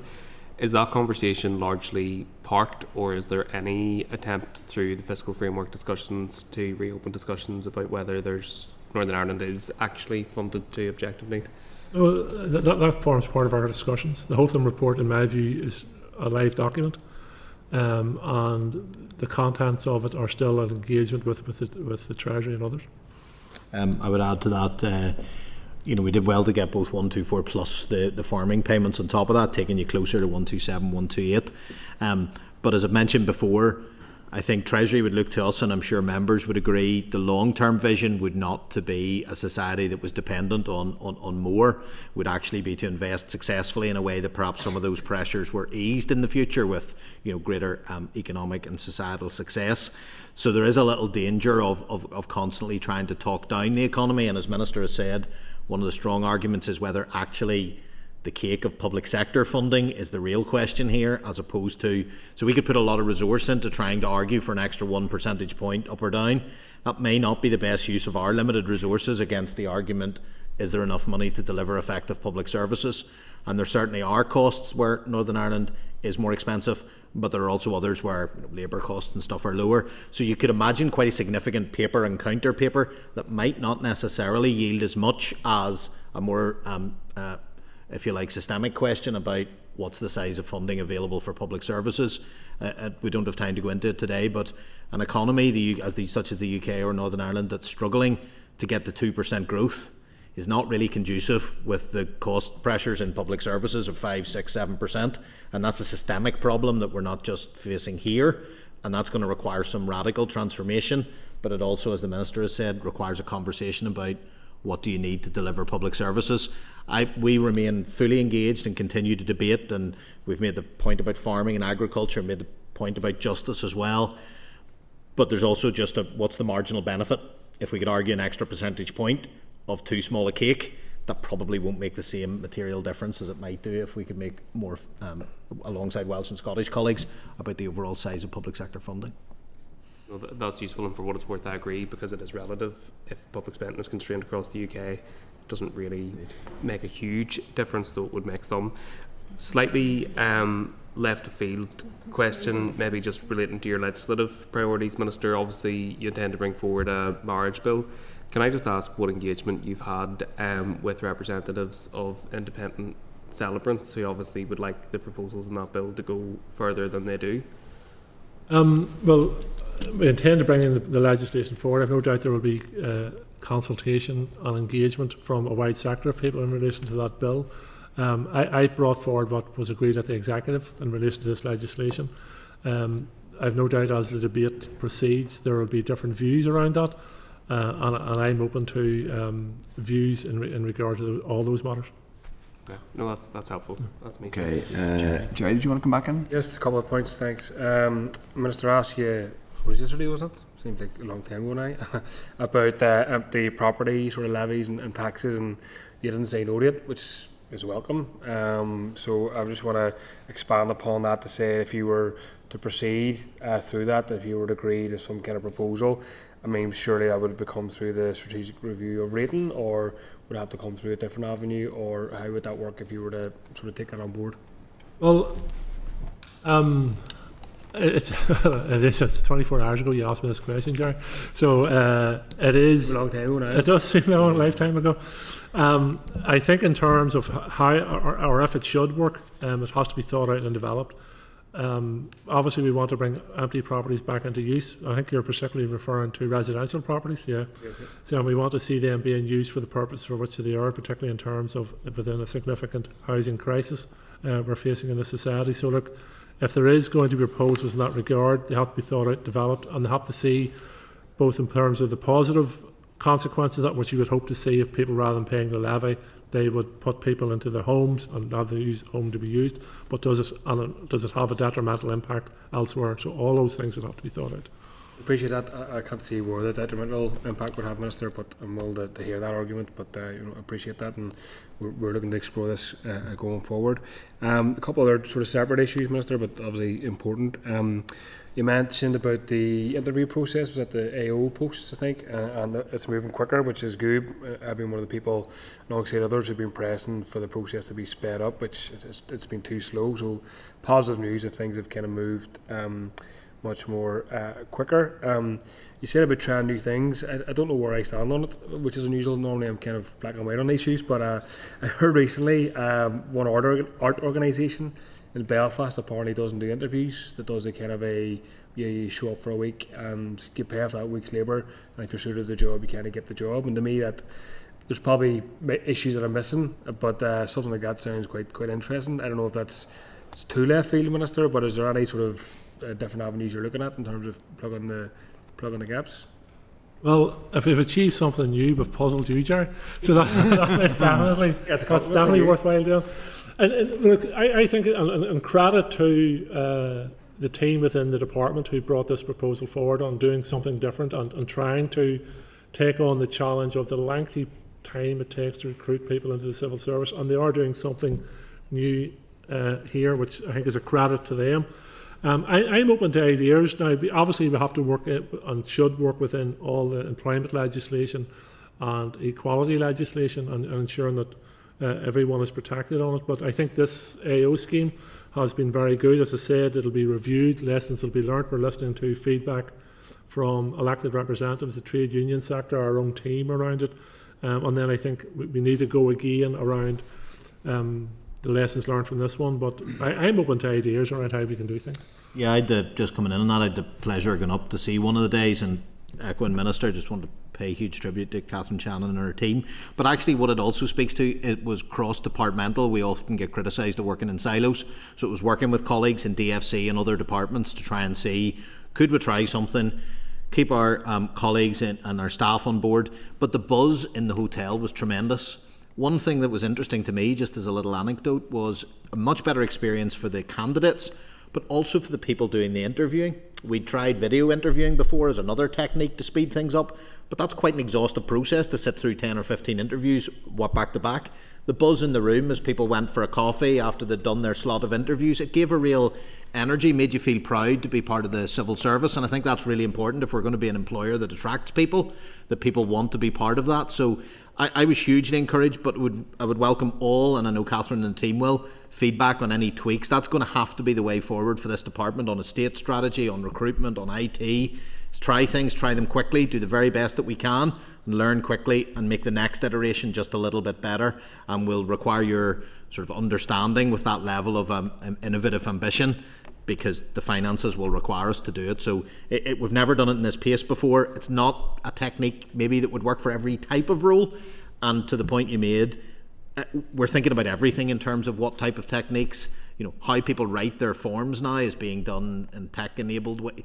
What value they provide to us is changing by the month. So we're going to have to think about all techniques over the coming years, to be frank, and it'll probably end up with a menu or a bookshelf of different types of recruitments that are appropriate to the type of competition, different for certain roles, different for certain grades. But this certainly, the early indications are that this has been a great progress, and credit to the cross-departmental team that worked on it. And sorry to get to the negative, but the real life often is sometimes. I got correspondence from at least one person recently, not the AO post, but they were a temporary position, and they were trying to get a permanent post. promotion post, and this person had a disability.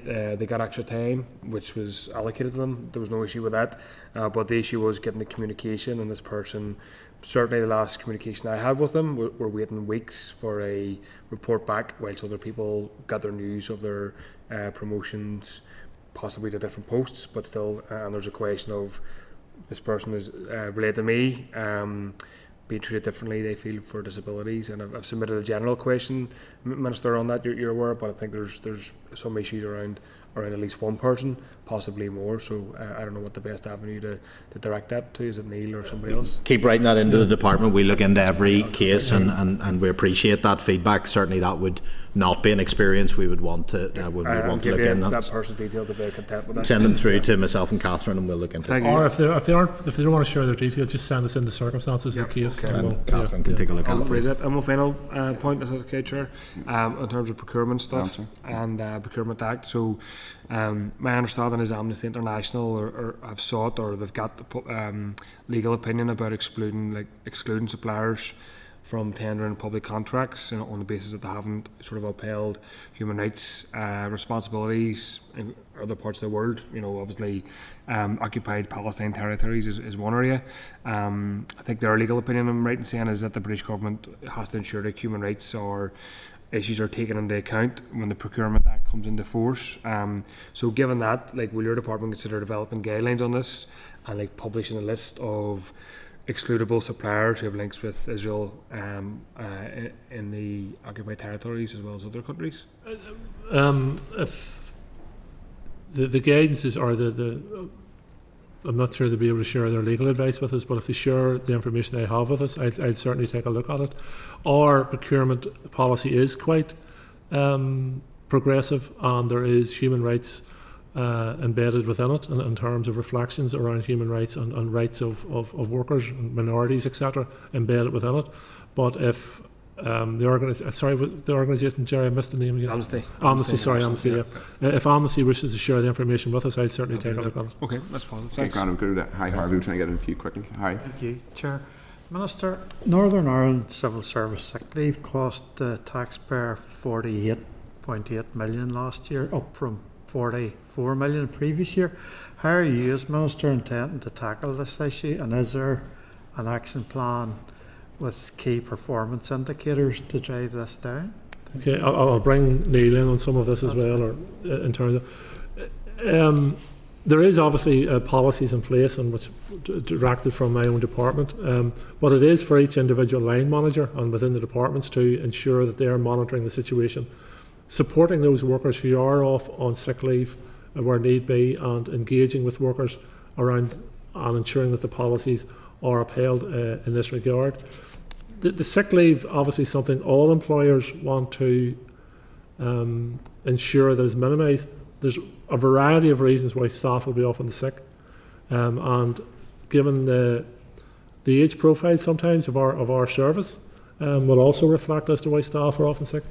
Some of the pressures of the job as well, it has to be said. We ask our civil servants to take on a lot of pressure on a lot of areas, and that can bear down on them as well, but there are policies in place. I don't know, Neil, you want to say? Yeah, just to echo, it is a priority for us to have a compassionate, sympathetic and supportive employment culture that helps people back into work, but also tries to get ahead of the issues and try and understand the data. So we're doing a lot more analytics, as Minister has said. Looking at the age profile is going to give us higher sickness rates than many comparator organisations because we're a much older workforce. We also have prison staff. We have other characteristics within our workforce that maybe makes it hard to get a direct comparator.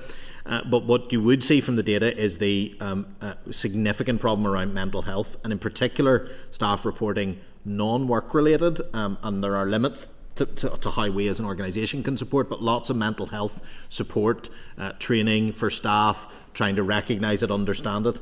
And as Minister said, and you will all know from different departments, the vacancies that they carry does put a strain on staff, and so there is a concern for me from a workforce burden point of view that also is something that could lead to more sickness because of it. So it is very much a priority for us. But as I said, I think one of our key tactics better occupational health, and Catherine and her team can speak to that. We've hired new medical staff to help us support and understand. But finding the right supportive culture, particularly help with issues with mental health, is something that we're engaging with a lot of other public sector organisations and indeed elsewhere to try and best understand how best to support that. And we have lots of programmes around phased returns and trying to make sure our line management are well trained to understand what those type of pressures and strains are like. But it is certainly very much something that our NISRA colleagues are looking at to see if we can better understand how much of it is a result of the very different size and shape of workforce we have to those that we're often compared to as a figure of sickness. Thank you. But if I were into Fergie time now, so just squeeze in a final couple before we release the Minister for his, well, not Christmas break, because he's going to be working until with Santa's workshop apparently until midnight on Christmas Eve. But rates, why haven't you used yet the three minister rule to get rates changes that you and your predecessor want onto the executive agenda? Because I want to achieve a successful outcome to this. And while I could use the three ministerial rule and bring it to the executive, but I think that will force others' hands. Whereas I want to see an engagement between me and those who have concerns around that paper and reach a landing zone somewhere where all of us can be comfortable with. The three meeting rule, and there are areas which I think it can and should be used. It's very useful. But on this occasion, I think there's still room left for engagement to solve this issue. That's on the domestic cap for people who are watching. That's the domestic cap moving up from 400 to 485, and the early repayment discount, which are, I think, good things, but they're pretty modest. So, what does that say about the ability of the executive to agree any significant form of, revenue raising or changes to the rate system, including the next thing you want to do, which is around small business rates relief on the one hand, and paying for that through vacant property relief? If you can't get the other thing to, sort of even on the agenda, how likely is it you're going to get the next thing ready for the next financial year? Doesn't look very likely. I think what it says about the executive is something we all know. The executive is made up of parties who have significantly different ideologies in relation to a wide range of areas, and where you can find common ground, you have to seek to find common ground. I'm trying to find common ground on this issue. Okay, I appreciate your concise answers on that. I assume, it's not just drift, but I think people will see a kind of a continued drift on it. But I appreciate you at least announced your intention. On Casement Park, you said it was basically for the British government to say how they want to treat the FTC.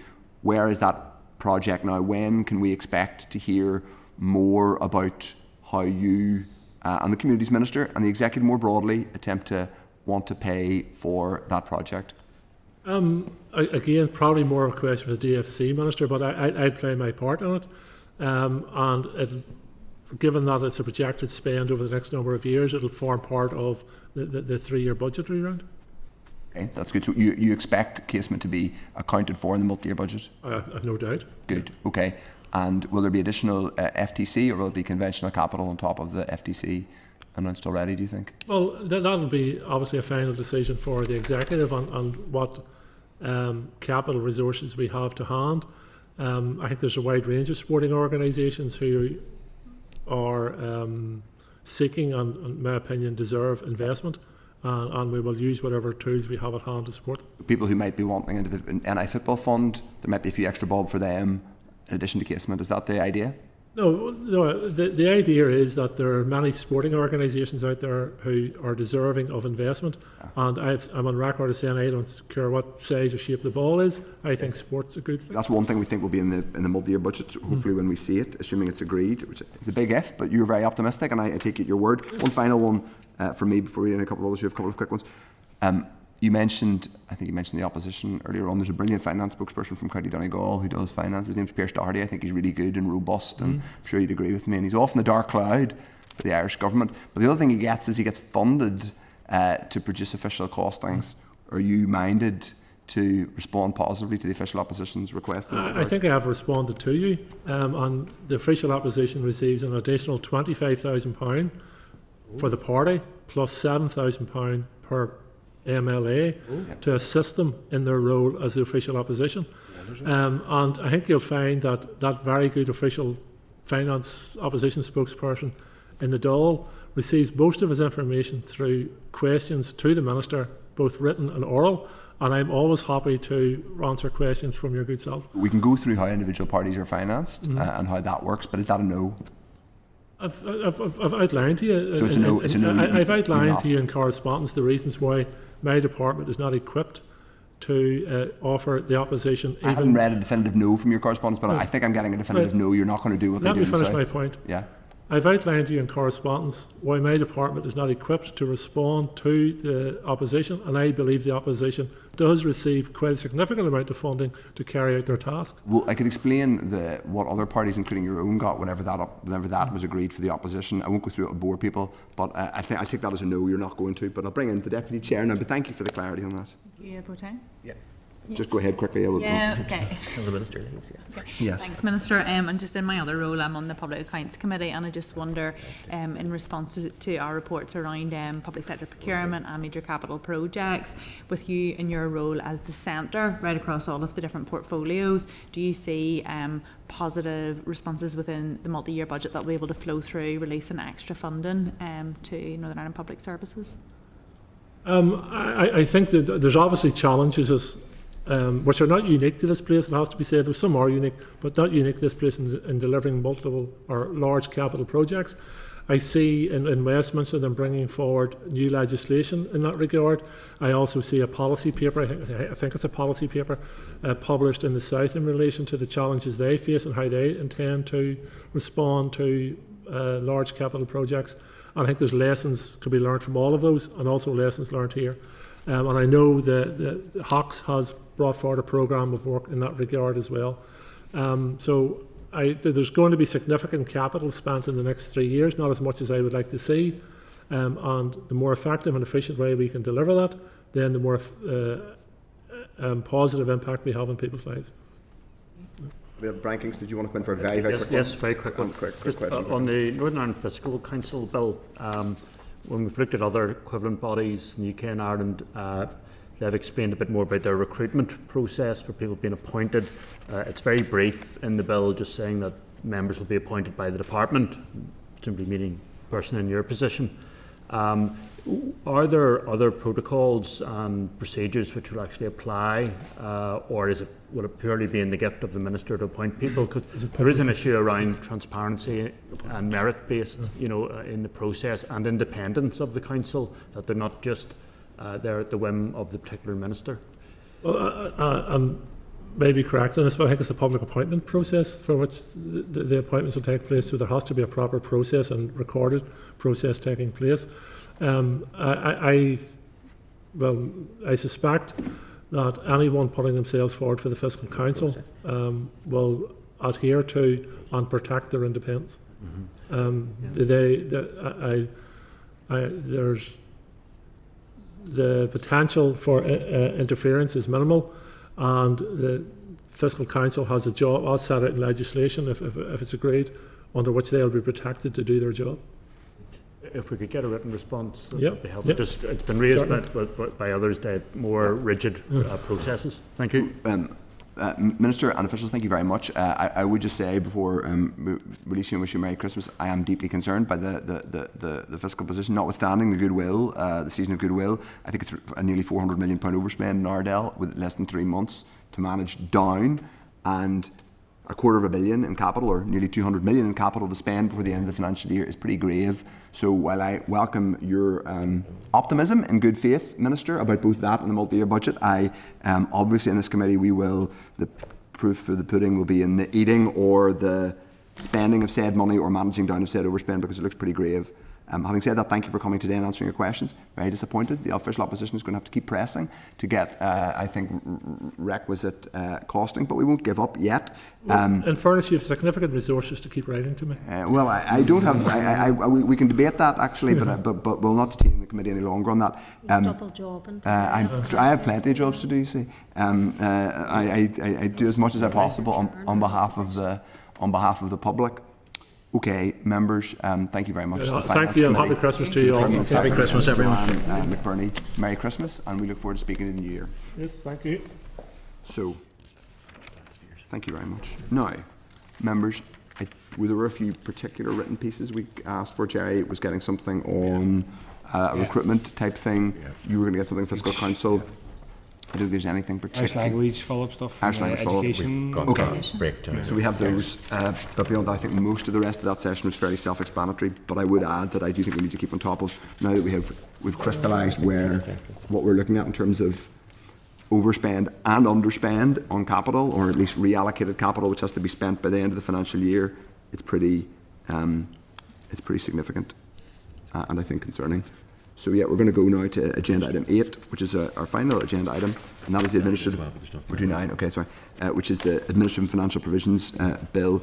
So members, at page 231 of the pack, there's correspondence from the Education Committee regarding clause 11 of the bill. The committee has indicated that it and its researcher queried some technical aspects for clarification and has satisfied itself about the legislative basis for the clauses specific to education's remit, the reason for the transfer and the rationale for QUB being the only realistic source of relevant students.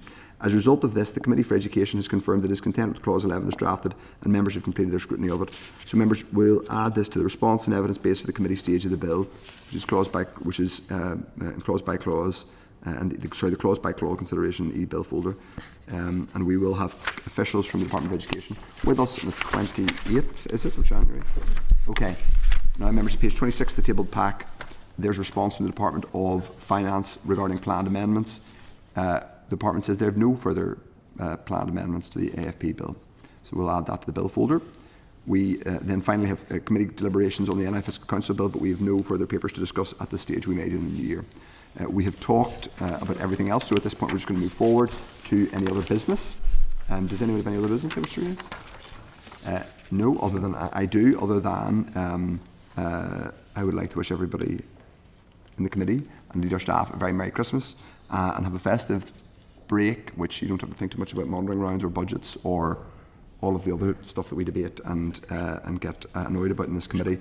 Let me put on record again my thanks to our committee staff who do such a brilliant job at making us all look, particularly me, well briefed and professional, which is not an easy task for obvious reasons. And I just wanted to put on the record too that in this session, or since we came back in the summer, we have published both a very substantial report on banking and financial services, although we didn't come up with the Minister, but we're obviously engaging with them separately on it, which involved a huge amount of work getting it over the line. And we also we've begun in earnest a new one on the civil service.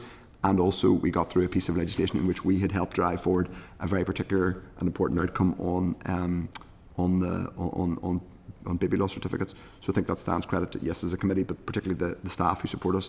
And I hope they have a well-earned break. The agenda item 13 is date, time and place of next meeting. The next meeting is on Wednesday the 14th of January at 2 o'clock in Lanyon Plaza at the LPF's meeting. That is this formal beginning of the meeting, but the tour begins at the tour will begin at midday, 2 hours before, if you can be there in advance. And I'll put the question now that for the final time in 2025 the committee do you now adjourn? The committee is adjourned. Senate Chamber. Sound.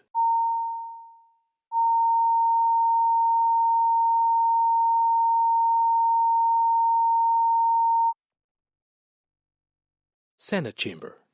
Sound.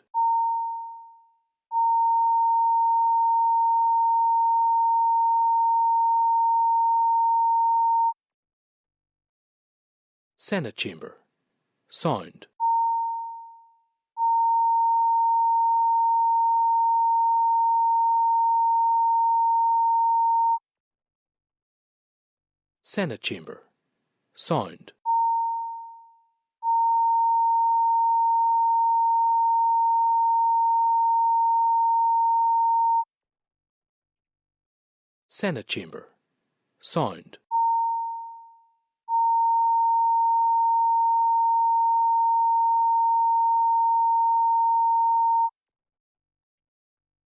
Senate Chamber. Sound.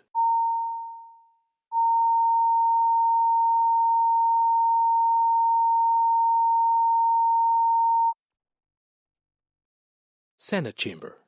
Sound.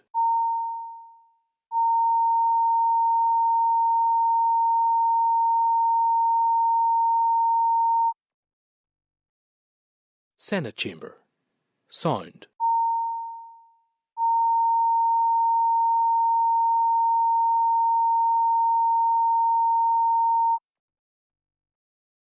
Senate Chamber. Sound.